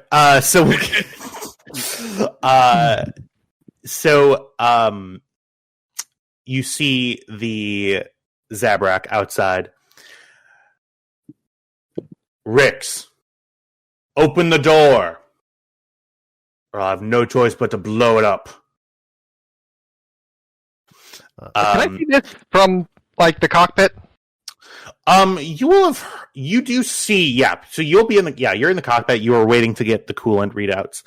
You see the spears pull up, and Rick, you see out the side window, Rix is sort of talking to Lina. You can't really hear what's being said, but you can see them talking, and the scav, waving his hand. All right. Yeah. Cam will get on comms. Lina? Yeah, somewhere in the engineering bay, or she would be smart enough to wear it. Yeah, we got customers. Looks like she just looks down at Rix. Yeah, ask Rix if this is a shoot them from the air sort of problem. Cameron wants to know if this is a shoot them from the air problem. Shoot them from the air. All right, if you want the entire Skag Union to get on my fucking ass about it, you're more welcome to nuke them from orbit. That's on no. And also, how about we try to can't fly right now? How? Yes, your ship just can't fly. Your engine's in pieces over there. You turn around. And you but realize the guns work. She would like to tell you what. She wants to let you know that the guns work. I'm going to power up the guns, and I'm going to go sit in our ventral turret. She's going to go sit on the ventral turret. Well, there's the landing thing in the way, so I mean, if she always wants to be land. All right. Well, just, she takes her earpiece and hands it to Rix. Okay. Yeah, I actually physically feel Lina's discomfort in the middle of that. I love it. I'm telling you something very important. If you shoot this man, more will be coming, and they're going to be a lot stupider than this dickhead. So what do you want me to do? Try to talk him down? Well, you're the one in the ship, sissy. Is he? Lina looks aghast, takes her earpiece back. I am so sorry for him. I think he said sister. Are you apologizing for me? I told you. No. I'm going to go. Cameron, please help. What I'm going to do is I'm going to go and I'm going to open that front door, because if I don't, he's going to have 40 more scavs coming up and trying to scale my electrified walls. They got good engineers. Listen to Burnt Claw. It's cool for them to kill you, but you can't kill them. Yes, that is the way that large, powerful organizations on planets do work. I can shoot a guard, sure, and I'm allowed to shoot a guard, but the guard is going to have a lot of people coming after him. I'm only one person. Me standing up for fucking against police violence. Jesus, violence against police. Cameron, grab the care. Hey, all right. Cam's gonna come on down and hand the care to Lina. Her third arm takes it. Back. Rix, I'm not meaning to interrupt. It seems you have some very interesting guests with you. I would love to speak with them.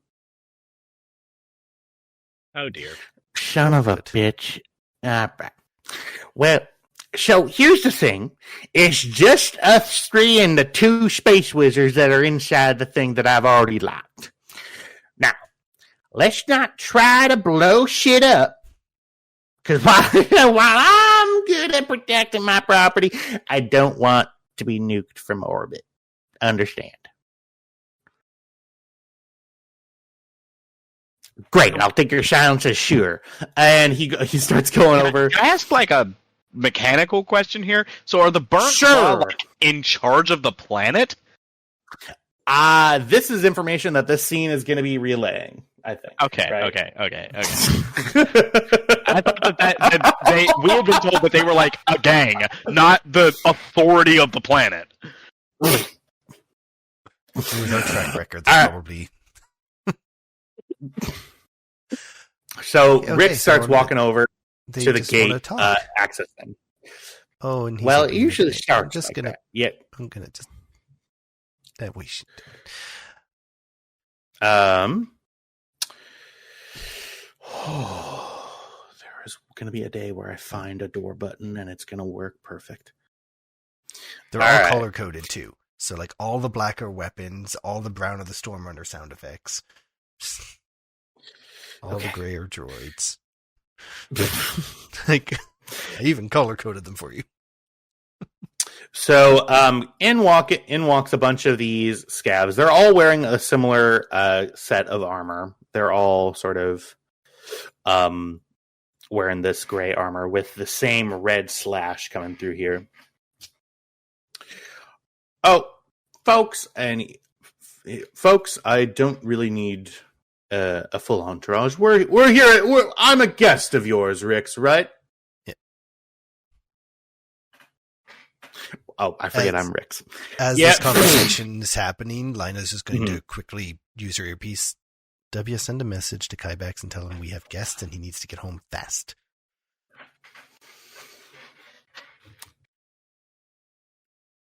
And then, now you may be Rix. Whatever. Yeah. And Kybax, Sam, and Vale take off on the speeder bikes. Perfect. Yeah, Scrag, just come on in. Come on. Let's get this fucking over with. And this person has been identified as Scrag comes up. So, I am Scrag Varn. I'm a representative of the Burnt Claw. I am the business side of the Burnt Claw, and I sort of represent our interests in this area of the junkyard, and you are. And he looks at Cam. That's you, Jack. I know. I'm debating. Old friend of Rix's.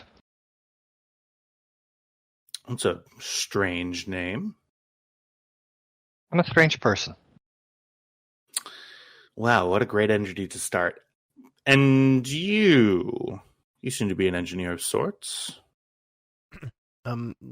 Yes, hi sir, I'm Elise Tanis.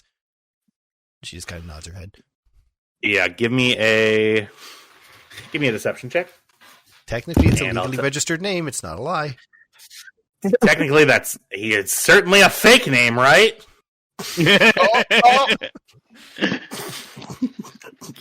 I'm done fucking around. Give B3 the whole way here. Oh. Give me. So your deception is opposed by. What is deception opposed by? If it was going to be an opposed roll, that should have been Lina's difficulty. Understandable. I'm wondering off of Scrag's sheet what is going to be the opposing thing that's setting the difficulty. I think it's perception. I mean, we can make perception, but I don't think that's right. Go ahead and give me. This would definitely be. I'll say it's a perception check, so it's difficulty 3, all reds. Oh. Would that's entirely not different. Be skullduggery? Let me look it up in the book. It's been a while since people have lied. Really? This crew? I'm pretty sure it was skullduggery. Skills. Cunning. Skullduggery cunning. One moment, everybody. It's not like we play this game every week, right?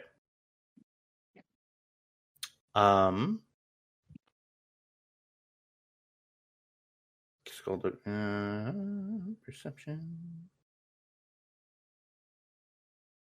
Sorry, everybody. I'm just not feeling great. Give me 1 second.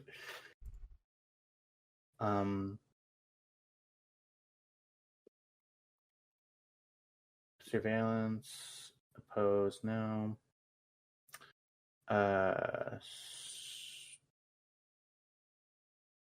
Oh, it's opposed by Streetwise. Okay. Yeah, it's just difficulty a flat difficulty 3. Okay. Right. So I'm just gonna roll 1 purple die and see if that first roll works, or you want to roll a new roll.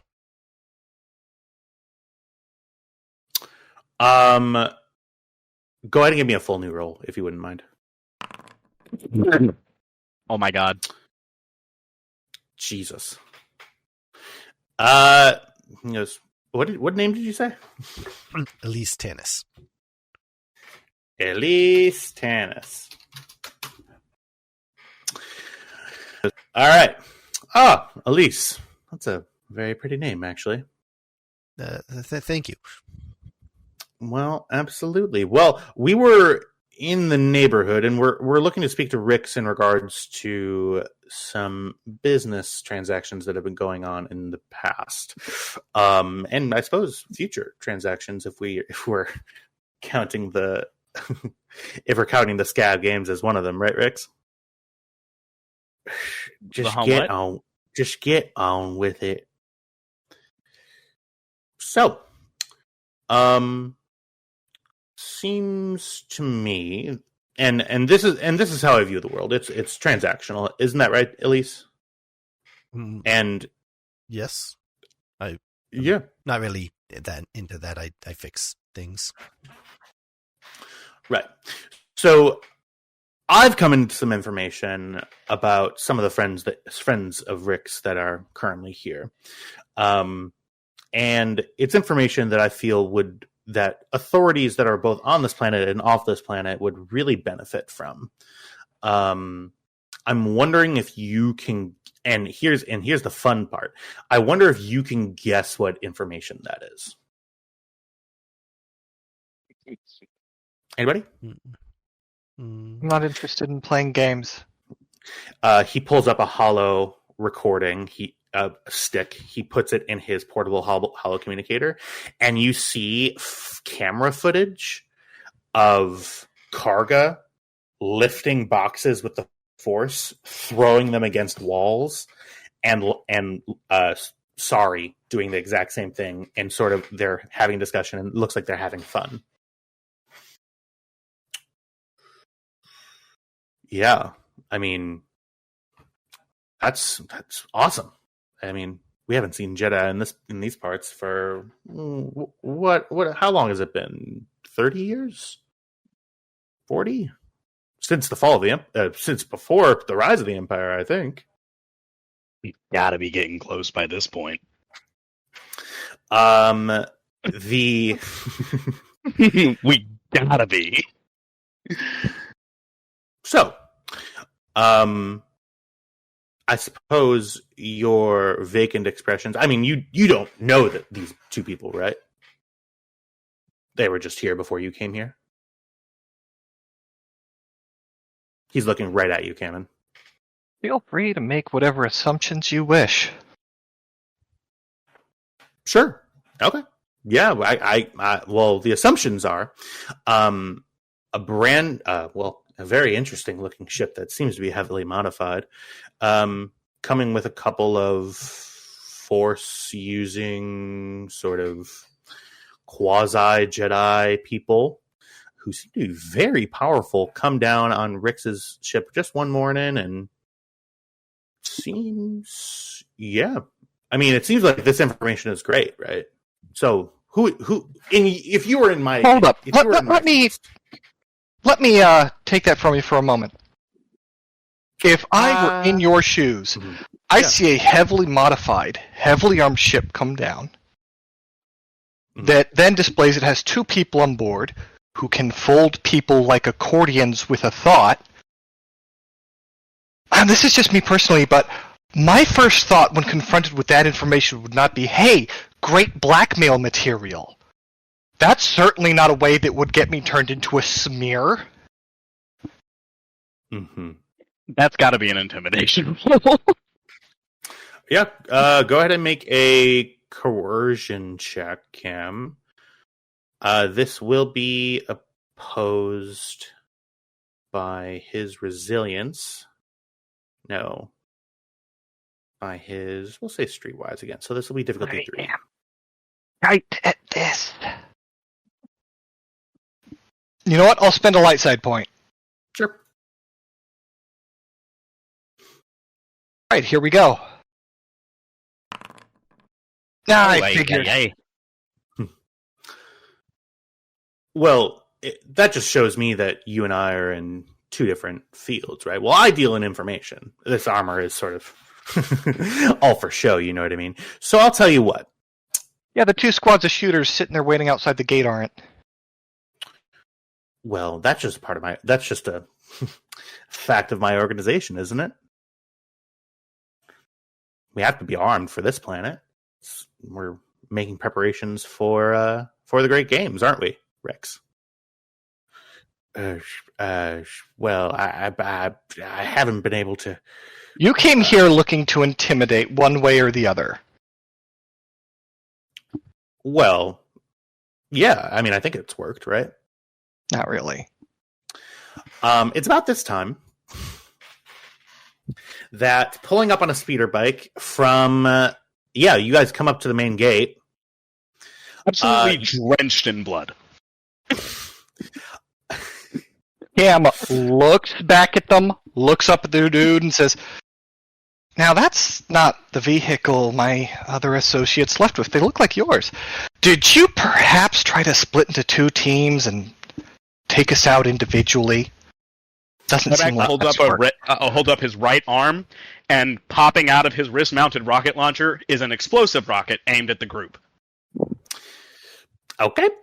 Well, I think at this point... The explosion goes off. Linus' third arm, holding the care behind her back, just draws it at and points it at this dude's face.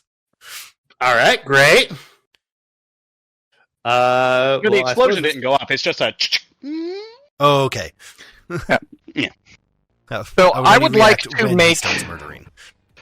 I would like to make a charm roll at this guy while this is happening. To try to get some like... Yeah. So just hear me out. Yeah.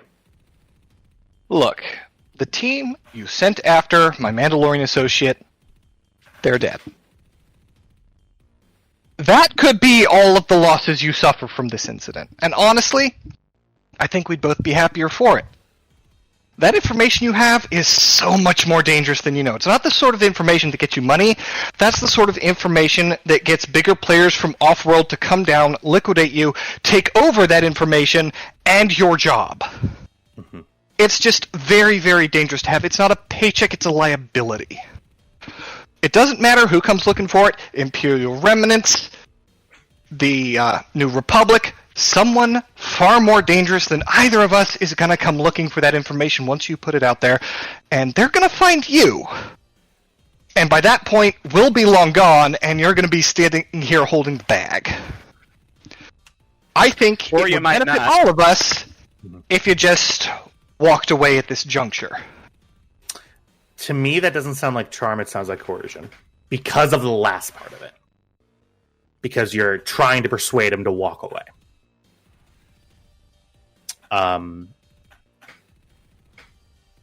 Well, what she's trying to do is, she's trying to persuade him by the walk away, but it's like, look, we don't want this to happen. You don't want this to happen. No one here wants this to happen. But if this happens, like, either way, this is not going to end well for you, either in the ensuing fight or when the information comes from. And it's a bad day. Okay. She is trying to make him see how he will very personally benefit from not starting shit.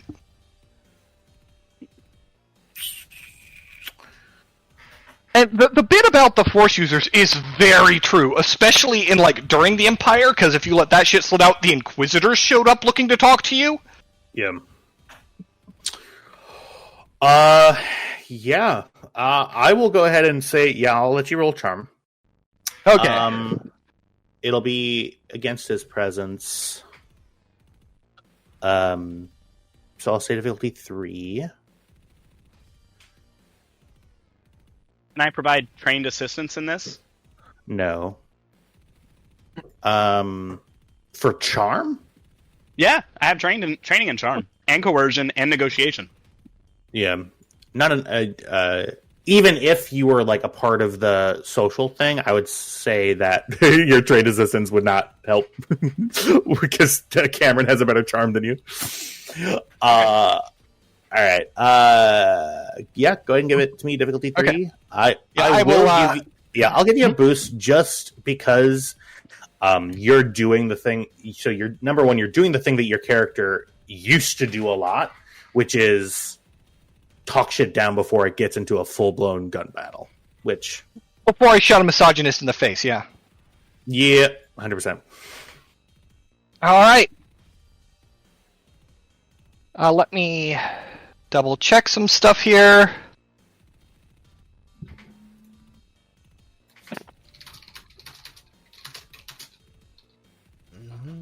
Alright, here we go. Ooh. Oh my god. Can I use that triumph to neutralize the threats? The triumph will come into it. Yeah. Okay. So this is all I'll say over comms. The Scrag turns around, his head over his shoulder. His face is set. You don't see any sort of change in his sort of his sort of quasi-approachable sort of blackmailer intrigue sort of thing. You do see that he turns around, sees the Mandalorians driving speeder bikes that have the red slash on them, covered in blood, and sees you. He goes, all right. Well, I just wanted to make my presence known. Friends, he turns around. Well, hopefully we meet again. We have some preparations to do. Now, I hope we don't, for your sake. You yell. I hope we don't. I hope we don't, for your sake. He goes, friends, I think we've made the approach that we wanted to make.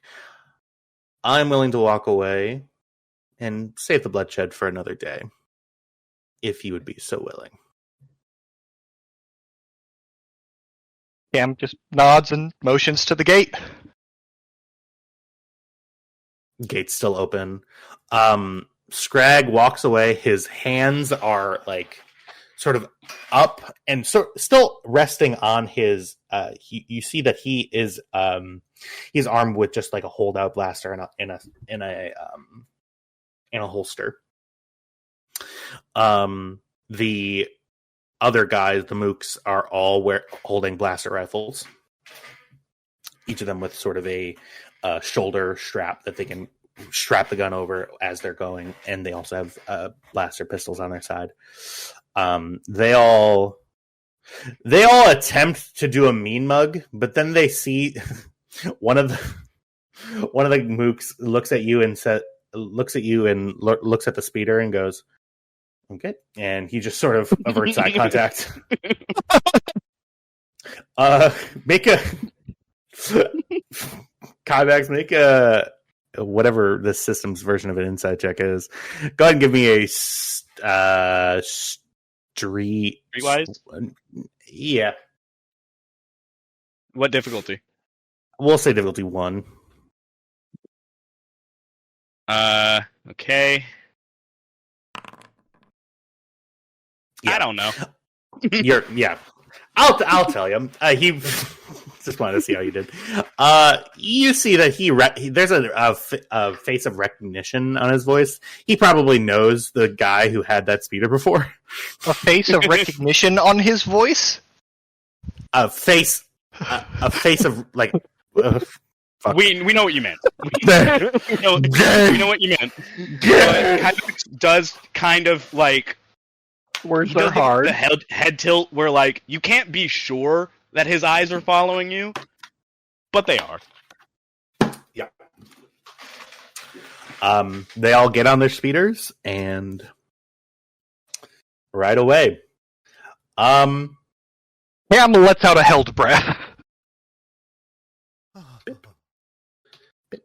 When he comes back, he's going to bring everything he has.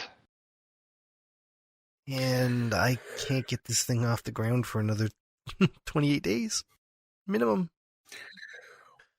Well, that's some bad. Where the fuck is my truck? And he looks at you.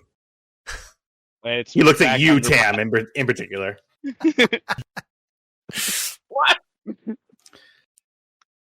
Where is it? Next to pile 23B.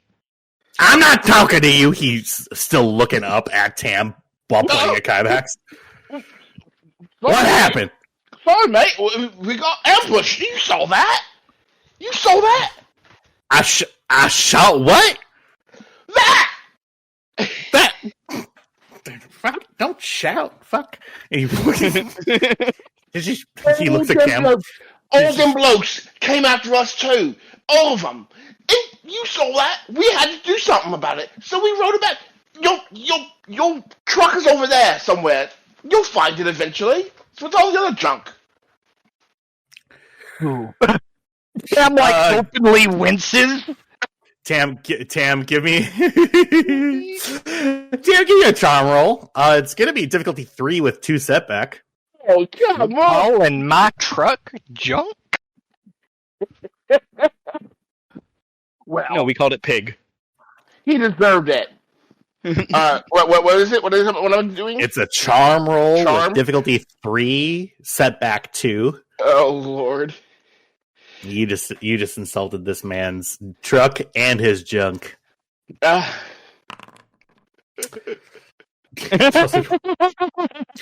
Oh God. 4 threat. Let's see what that does. Charm. Threat. Turn people other than target against them. All right. You all. Everyone. Everyone's mad at me. Why is everyone mad at me? You all feel like stress is at a maximum. Tam has made all of your lives considerably worse by saying it like this. Like you're getting help from this guy. He let you have his truck. You crashed it and left it there when it was still able to be driven. And you're covered in blood, and you all like -1 your influence with. Dan, go to your room. Maybe you should get the truck before he goes to his room. Did I just hear you call? And he steps on your feet. My truck, a piece of junk. I do believe you did, Rex. Cam looked at him. Cam looked at him and says, "And I didn't mean it at all. Now I'm going to go to my room. Bye." And no, he's standing on your feet. He's standing on your feet. He goes, He can't move. and he turns around and he's says, so heavy. And he turns around and says, "I'm sorry." He's so heavy. You can't move. He is dense. He's like 350 pounds of 2'9" muscle. He grabs you by the collar, pulls you down close. Let me just let me just show you how fucking terrifying this token is. I'm gonna make it bigger so everybody can see. He grows 10 times his original size. Yeah. He gets into your face and says, "Now, usually I would say that was a compliment, but I knew that you meant it junk in a negative connotation, so I knew you meant it as a dig. And you know what I do get to people who insult me?" What's that, little man?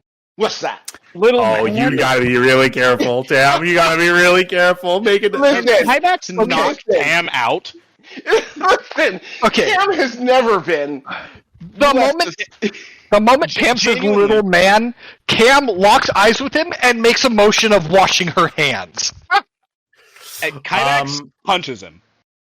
No, you don't punch him. Because Rick's, he doesn't have anything to brawn. I swear to God, if he touches my nuts, it's over. Did he? No, that was rolling on your sheet. Nope, no. Wrong. Hang on. What is his stat? Oh, yeah. He rolls. Wow, he's very strong. Okay. You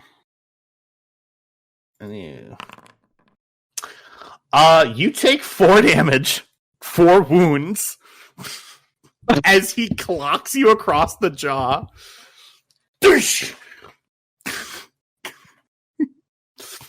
And you're on your ass. Hyback does pick him up. Lina runs forward and starts taking care of the bloody lip. He says, "That wasn't very nice, Rex. That Not was at all. exactly what you deserved. Well, Now shut up. Maybe. Don't talk Now I'm going upstairs. I'm telling all y'all something right now. You all have caused me an insane amount of grief, and you've only been here 1 calendar day. Do you want me to lock Tam in his room? No. And he gets really close to you. He doesn't. He gets down to whisper to you. He doesn't go in his room. He's gonna go into my room. I'm sorry? He gets there's some old moldy food in there. He gets so close to you. He's gonna go in there and pick up all the to-go cases of noodles with glowing sauce and all of them up, and he's gonna dispose of them. Rex? You got that? Rex. Yeah. Just to clarify, He's hyperventilating. I'm on your side here.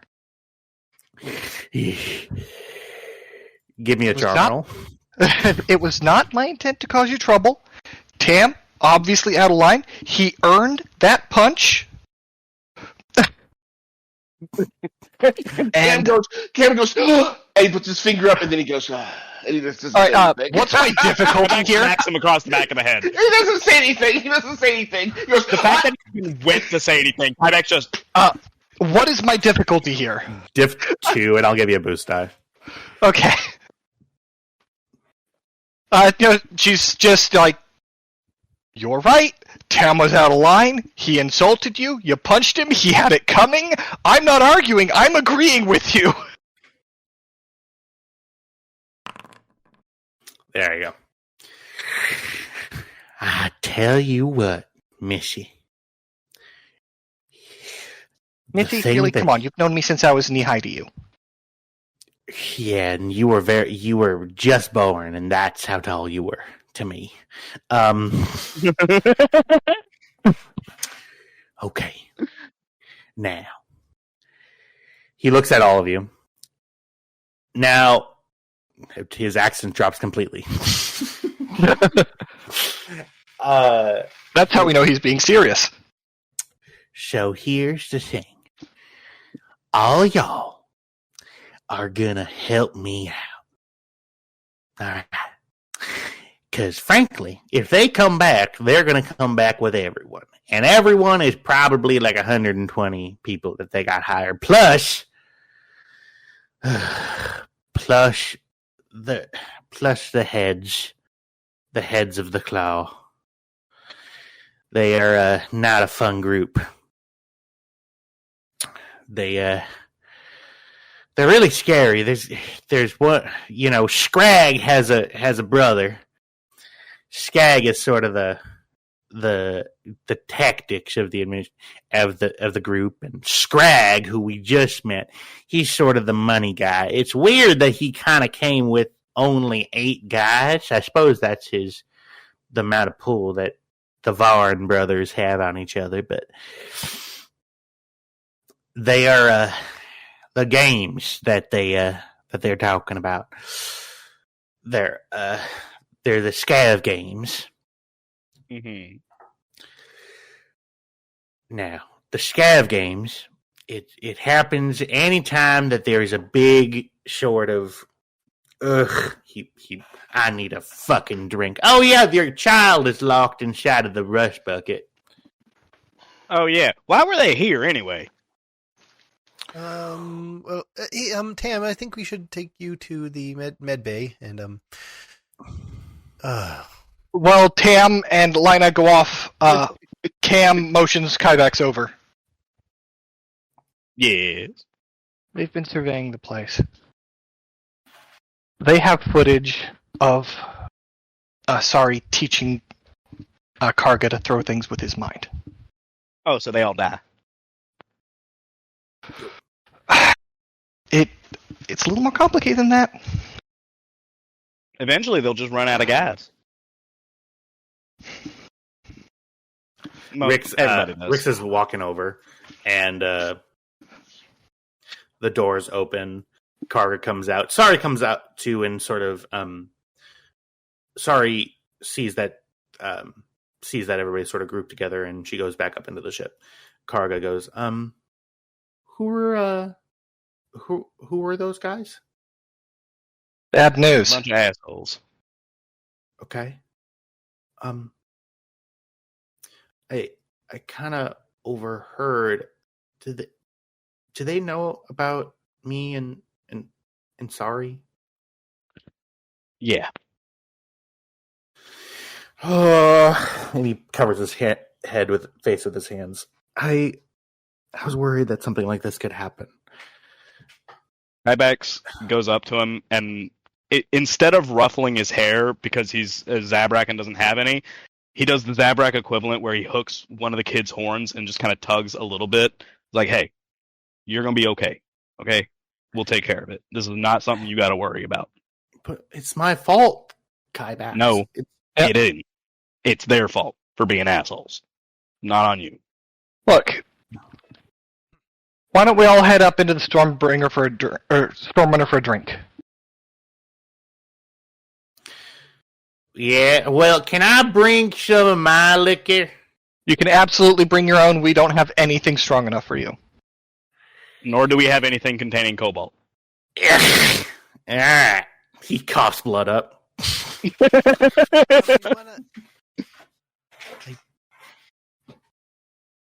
Okay. Not a doctor. All right, back up to the Stormrunner for one of our awesome conversations. This is going to be great. I'm going to fill so today I went to, and this is on topic, not. So I went to a thing with food trucks and I ordered the wrong food, but the best thing that I got was pretty much just a plastic thing full of lemons that I've been filling with water today. And I feel really healthy and awesome. So I'm going to go and do that, and I'll be right back. While he's AFK, I'll do his job by adding all the tokens back he loves to delete. I'll be back. We do bring the 2 bikes up into the Stormrunner and stow them in a cargo bay.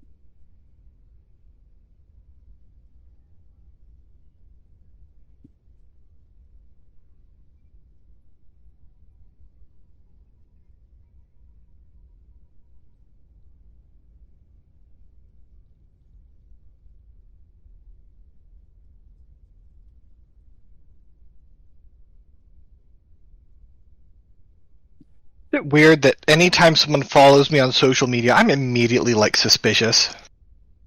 No, that's exactly the right thing.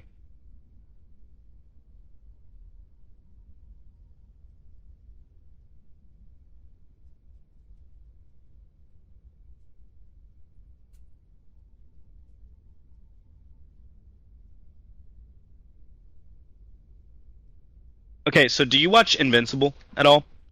Nope. Are you at least familiar with it? Vaguely? So, you know that the Viltrumites are like, basically Saiyans that don't shoot energy blasts. They're kind of like Kryptonians if they were imperialist. Kinda, yeah. They don't have laser vision. But basically. So, someone put a Reddit post up that was like, who would win between the Powerpuff Girls and Conquest from Invincible? And I'm sorry, but the Powerpuff Girls are stomping his ass. Yeah. Yeah. The chicks? The broke into prison to beat Mojo Jojo up when he wasn't doing jack shit? Yeah. He's getting fucking ass beat by 3 little girls. Let's see.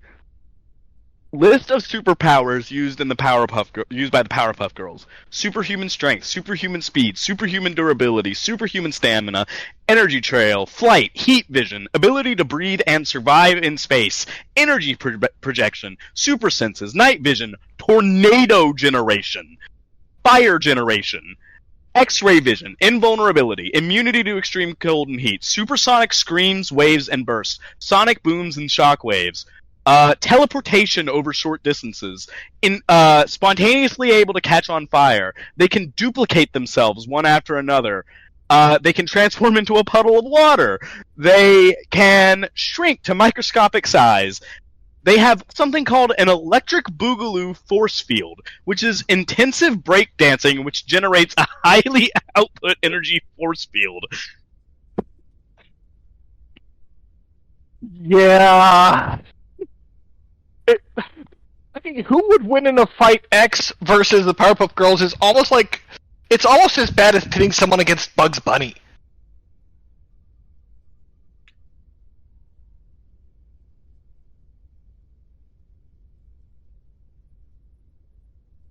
It's taking that man a very long time to put water on lemons. Don't judge. Until he's here and he can hear you judge him. This is recorded. He can go back in here anytime he wants. Well, first he has to grow the lemons. Ice breath, lightning bolts, laser beams, intuitive aptitude.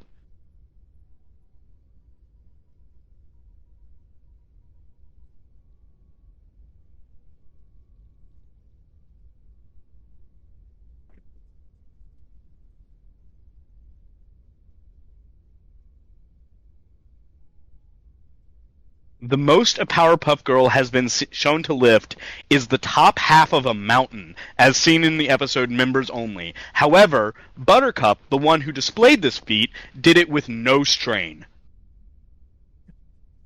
Ba ba ba da ba ba ba. That just reminds me of the death battle between Superman and Goku. And that the Goku fans got so your normal death battles, 30 minutes, 10 minutes per stat, and then 10 minutes on the fight. Anyways, he's back. I love the fucking super intense forum that they had for power comparison.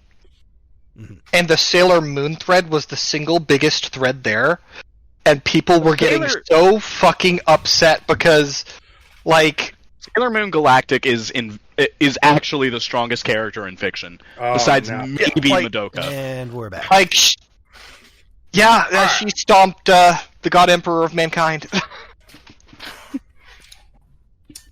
Rix goes, alright, who wants shots?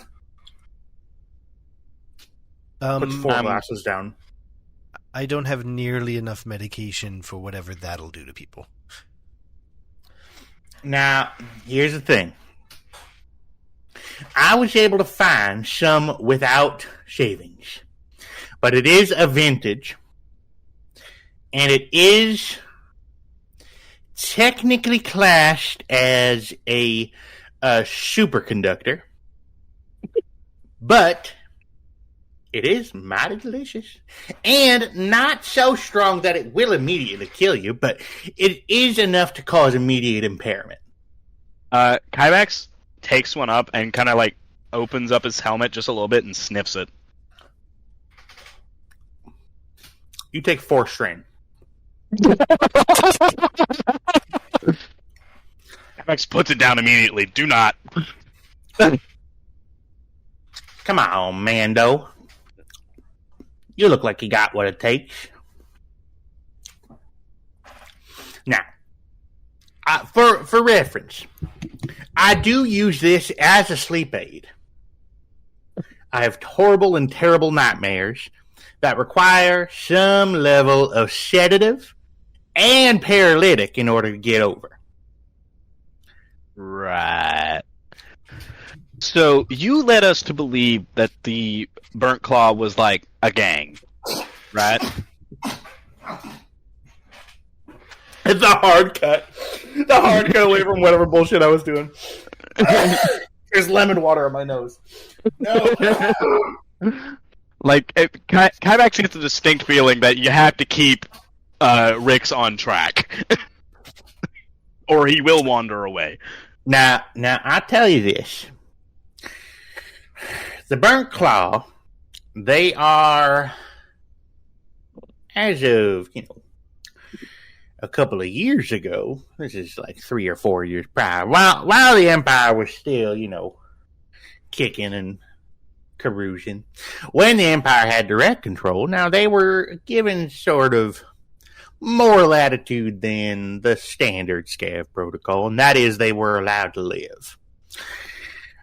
They, the rebellion would sometimes send small fleets to try to take this area, just because it does sit on 2 major trade routes right out to the Outer Rim and to Kashyyyk, and to, all of the other planets that are around. You got Umbara, you got Shalacta and you got Schlaheron. You guys know about Schlaheron. Sometimes they need to speak to the huts, and this system was sort of one of the good ones for that sort of loot.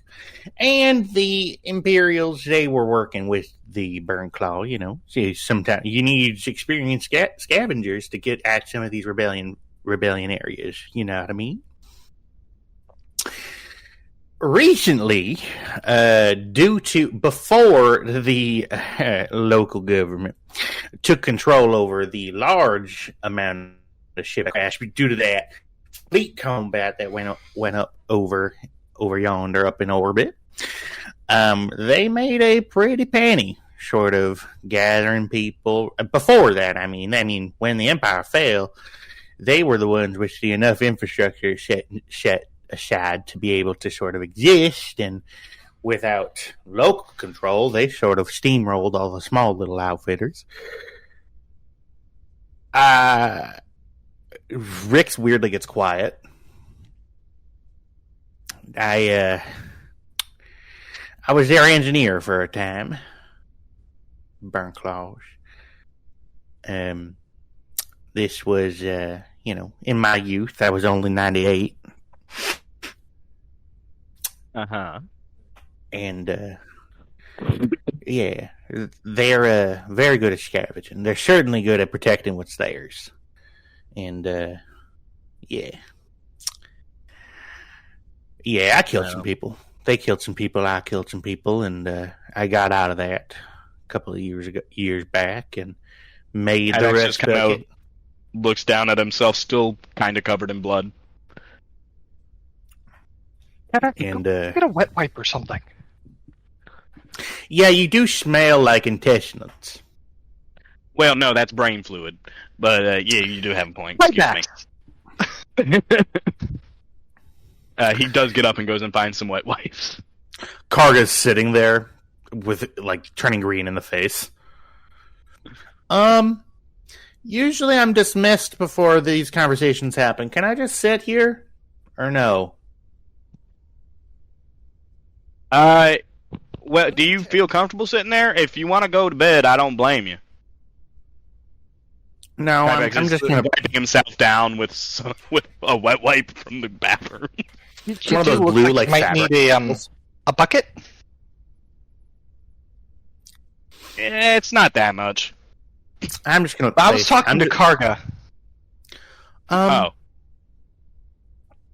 bucket. Yeah, I can grab one from the supply closet. Yeah, good plan.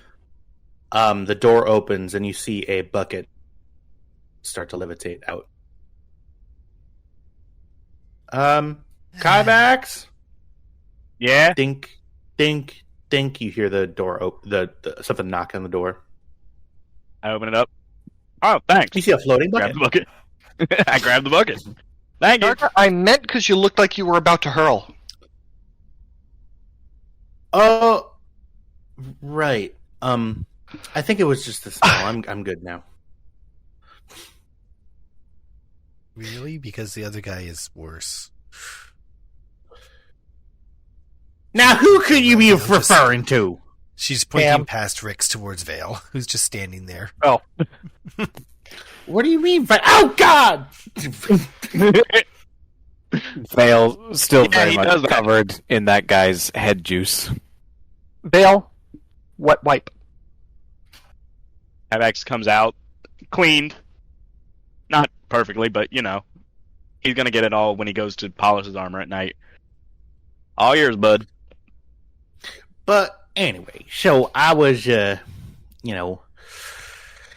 with them, and, even under the Imperial rule, the Scav games would go on, and they would take over sort of an area of wreckage that was somewhat premium and that everybody was sort of vying for, and in return for the scavenging rights, they had the local scavenger teams sort of compete against each other. All right, so basically, you want us to help you win the Scav games. Well, yeah, sort of. I haven't been, and I don't mean to be like this, Cam, but I don't really have money. Rex, all you're helping us. The least we can do is help you. Right. Yeah, and my thought is if the Burn Claw pretty much win it every year, and everybody thinks that they cheat, but I mean, I've worked with them, and they're capable of some incredible things when it comes to junk. Yeah.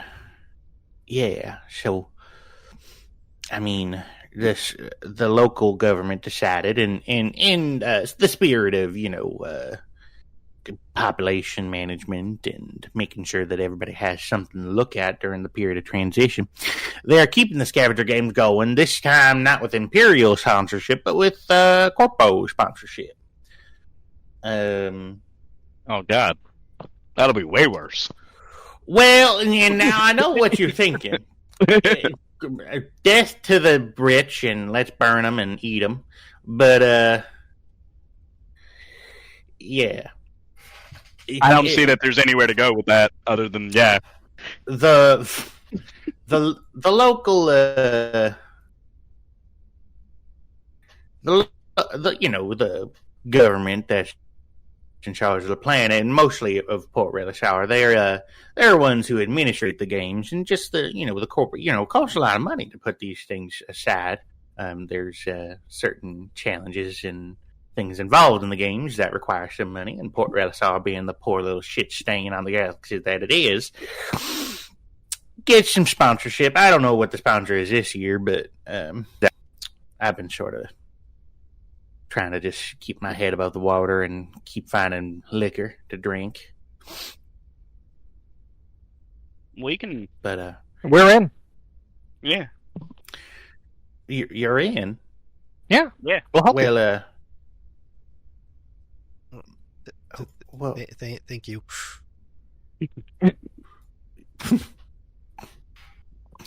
Vale.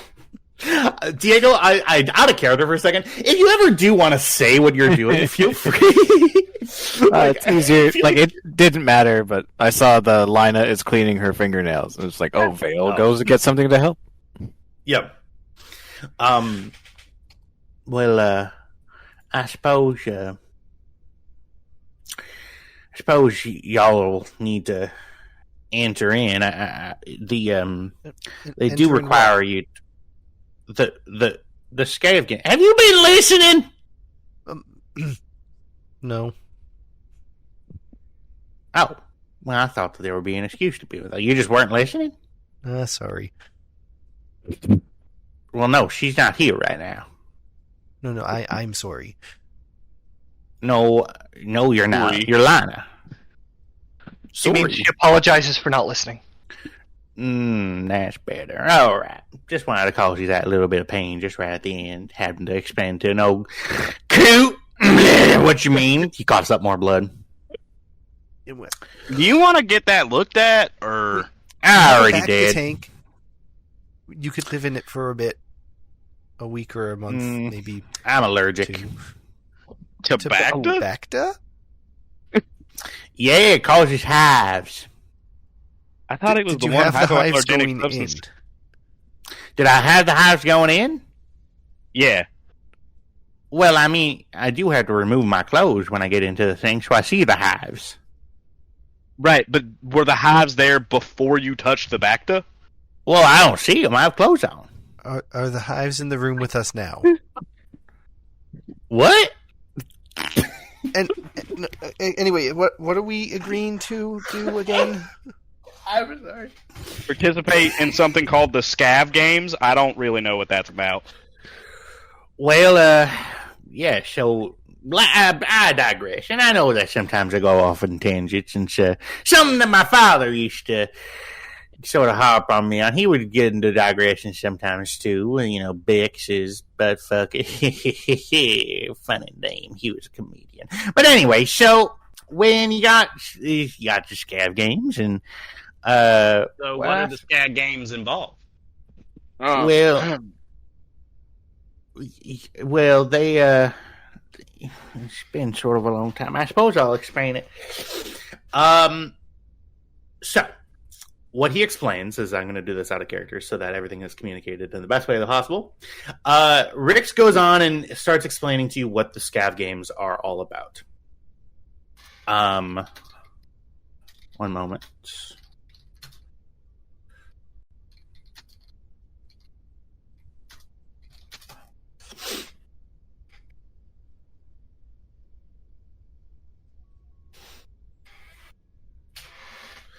Yeah, so it occurs over a 3-day period, pretty much like a weekend. It comes in 3 phases, one for each day. A bunch of these teams come in, probably 20 or 25, 4 to 8 person teams come in. The first day essentially is a pregame to the main event, which is the second day. But the first day, it is a build. The challenge is to build a vehicle for you to be able to do the next day on. So you have to build this sort of land speeder sort of thing. The second day is the large main chunk of it. So sort of a long sort of marathon level scavenging event. Has anybody heard of orienteering? Yeah. No. Yeah, so what orienteering is, and they have these competitions in the real world too, they pretty much, Rick explains that they give you a huge area of junk that have been sort of set aside from this area, and the people who run the scav games have hidden several beacons out in this area associated with these areas of. He explains that in the past there have been these challenges associated with each beacon. You're expected to go out with a vehicle that you've built, and go and try to scavenge in these areas, trying to find these little locator beacons. You're given a general fix on a couple of them as you're sort of building, and that's something that changes with each race. Sometimes they're given a big map, and they're given all the locations, and people go to the one that they want. You will find out what this one is should you decide to do this.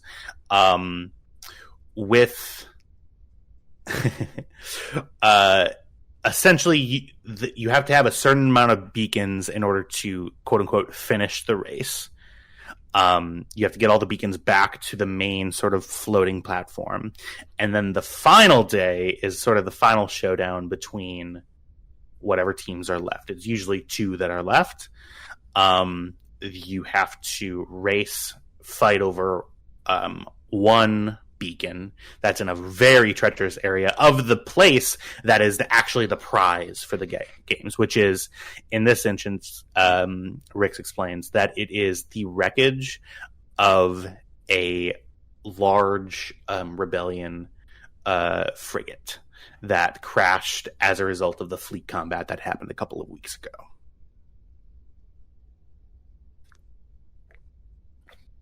Winning the race essentially gives you scavenging rights, exclusive scavenging rights to this ship, which goes for a very top dollar, even if you're not going to do it yourself, you could sell those rights for a lot of money. Absolutely, because this is really premium salvage. Currently, as of Rick explains, the area of wreckage that you're fighting for, the planetary navy and the reservists and everything like that, they're currently locking down that area and killing anybody that goes close to it, because it's being set aside for these scav games. They sort of make a big TV production out of it. They sort of they film it, and it goes out to the public, of course, here, and it goes out on the HoloNet. But we're not exactly able to be shown on the HoloNet. So we do it disguised? Well, I mean, you're supposed to have sort of a to make the TV ratings pop and make everybody look like they're on the same team, and just simply so you can see what each other look like. You're supposed to dress sort of similarly with like a color palette.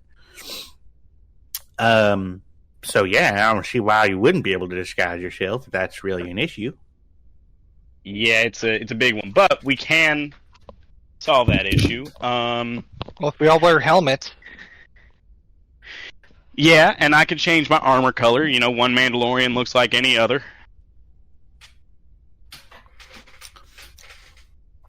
Right, yes. About that. Yeah. I would maybe start,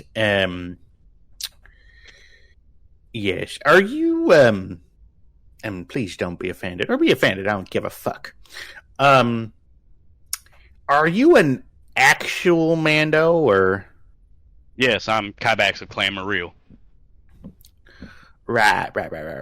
Well, typically,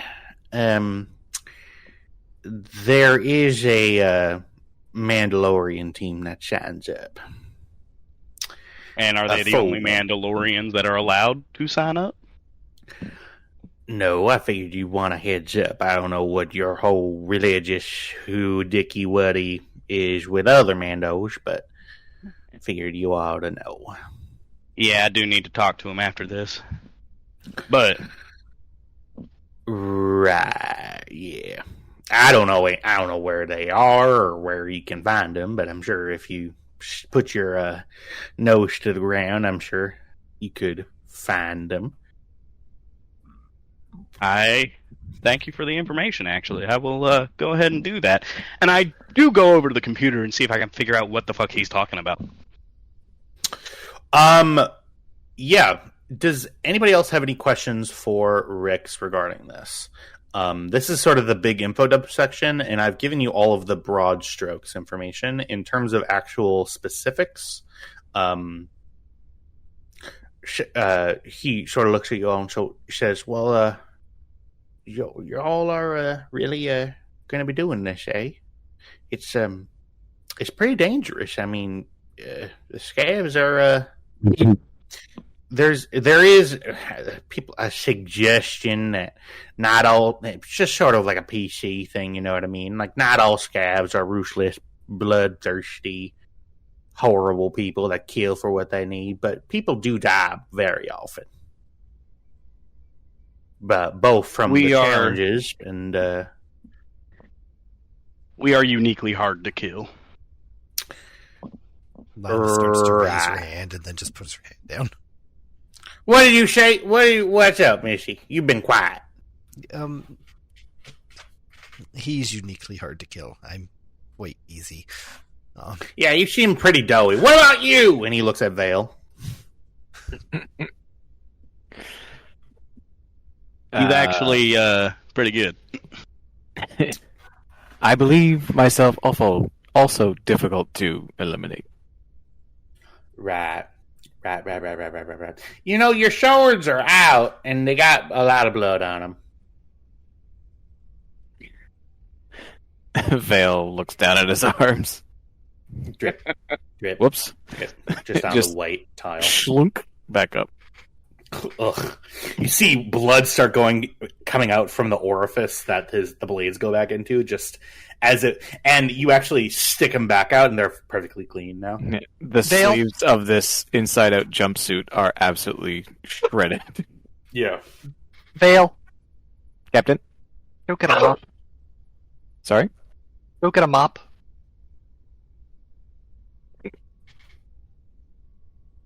Get up. Lola, shush! Get him up. I don't know where your mops are, but Vale would. Yeah.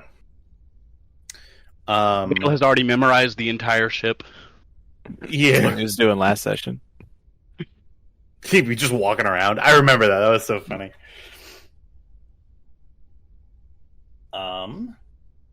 So, there is a, I don't know what to call it. I suppose the only,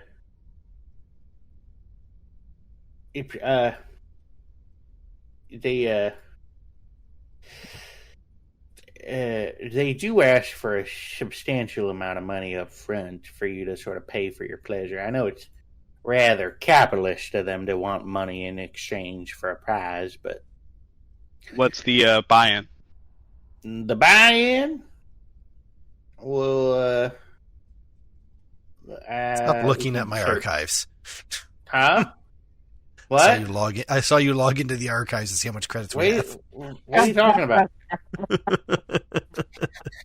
It Don't is, metagame. We can't metagame. You can't metagame. My entire job is metagaming. So I did have dope, and I saw it beforehand. It is a pretty shot. It is 10,000 credits, but from the stuff that I'd be able to get you, I can promise double that back if y'all are alive and win. And if we're not alive, you get the Stormrunner, because she'll be parked here still. Yeah, so it works out for everyone. What? Anyway, well, you have about I suppose you have about you're here for another month. That kind of works out because the event is 15 days away at this point. Or does that work? Hang on.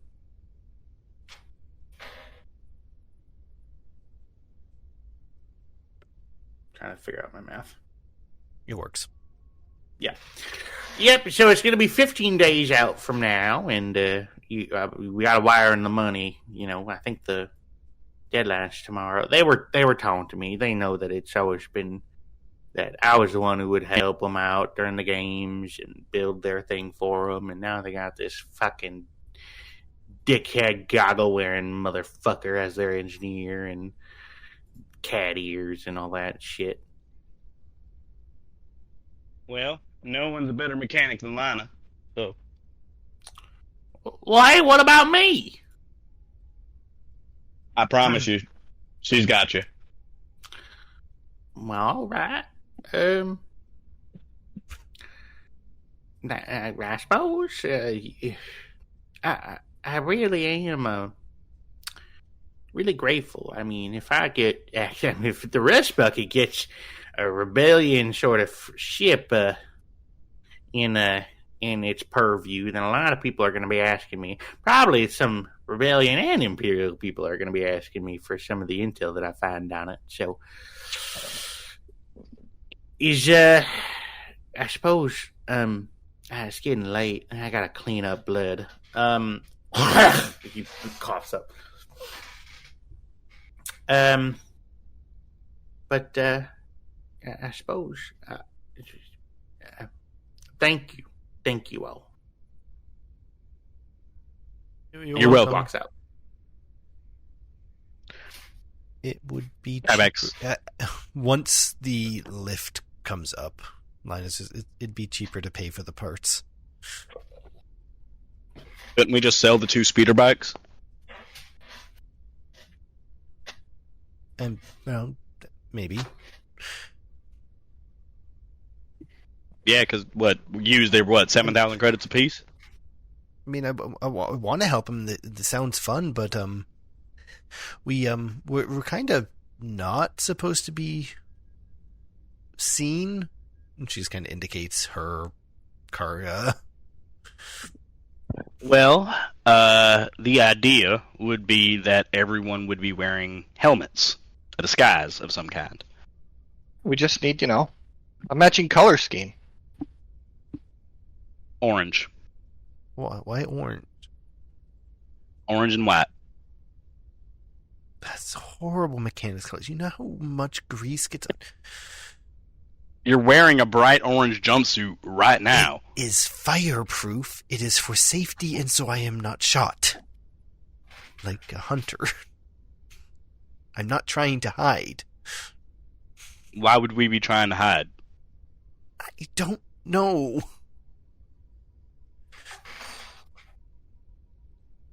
The only one among us here that can hide is that one. And he points back at Vale, who's just standing there menacingly. Menacingly. Vale will actually regard the entire crew. Question. Why can the crew not be televised? Come here, let me show you. And he's going to take Vale over to the computer. And he pulls up the bounty board. Yeah. You see, faces and physical descriptions and pictures. Whoa, faces now? Yep. Oh, shit. Of Not Kybax's face. Well, yeah, a helmet. What was the total on the bounties again? 20,000 a head, 20,000 if you can apiece. destroy the Stormrunner. Yep. So a large price on everybody's head. Vale turns, That's walks back, just so he can look at Lina. A nice royal blue with an offset white racing stripe. Kiss blue. It appears you're That in raises. more need of assistance than previously indicated. No, I'm not. Thank you. Your service has been exemplary. We'll get you a watch for your service, and you can go on your way. Your hefty Just watch out bounty for anybody indicates that otherwise. identifies themselves as Black Sun. I'm sorry, what did Diego say? Diego said your hefty bounty indicates otherwise. Well, I guess Vale said, but yeah. Also, the third mechanical arm is indicative of requiring further assistance. No. That's it. I could take it off. It's good to have. Kybax kind of why would you take it off? He's claiming I need help because of the arm. I don't need the arm. I like the arm. So, Lana, why are you so opposed to asking for help? Everybody, He's not Cargo looks at opposed you. to asking for help. I would ask for help from people who can help me. I don't need my problem shot at or stabbed or... She looks at Tam. Whatever you do. Kybax just kind of turns his head and remembers all of the times that Lina has been almost shot in the past week, I guess it's Lina, Mm-hmm. Yep. her current problems kind of do need to be shot or I stabbed. know. I am heard quite from, proficient Fine, at he can stabbing. stay, but I'm not going to like it.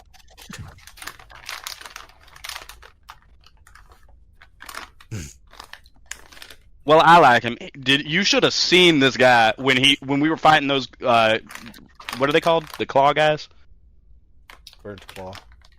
The burnt claw. When we were fighting the burnt claw, he like drifted the truck sideways, and then I was hanging out of one door, so I was broadside to him. I jumped up because they were coming at us, and then he opened his door and flipped onto the roof, and the speeder bike went through both doors, and the guy on top cut in half.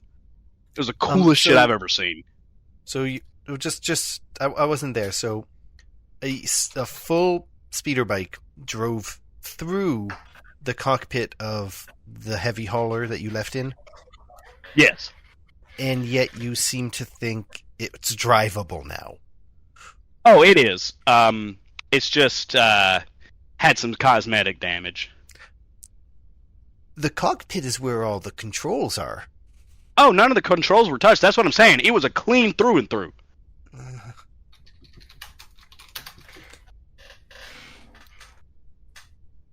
It was genuinely cool. And then and then when he was on top of the thing, he crouched like a fucking bug and leapt 36 meters at a speeder bike and impaled a guy.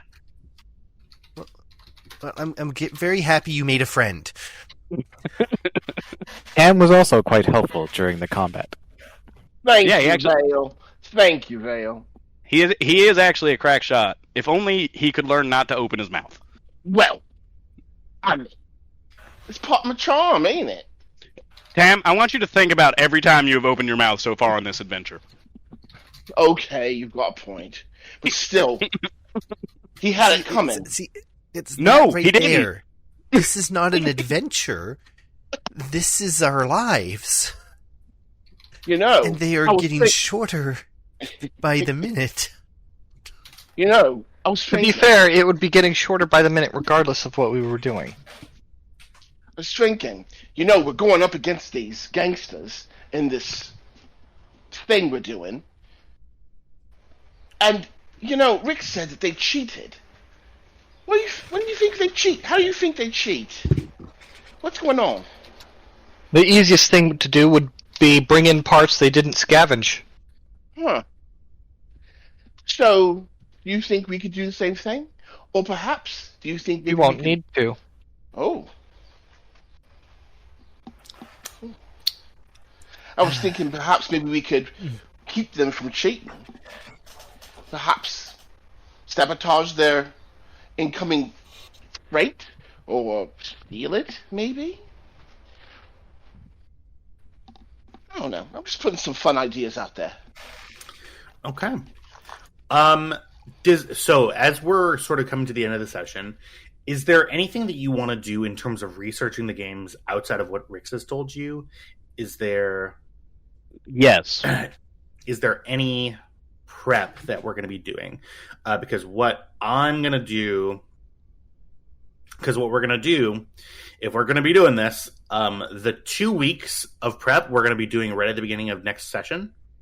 That is going to be, that's probably going to be what we're starting with, like what all we're going to be doing, what prep do you guys want to do beforehand? Do you want to find intelligence on some of the other teams that you're going at? You're speaking Vale's language. Is there anything else that you want to do before? Okay. I'm not super excited. Before that happens,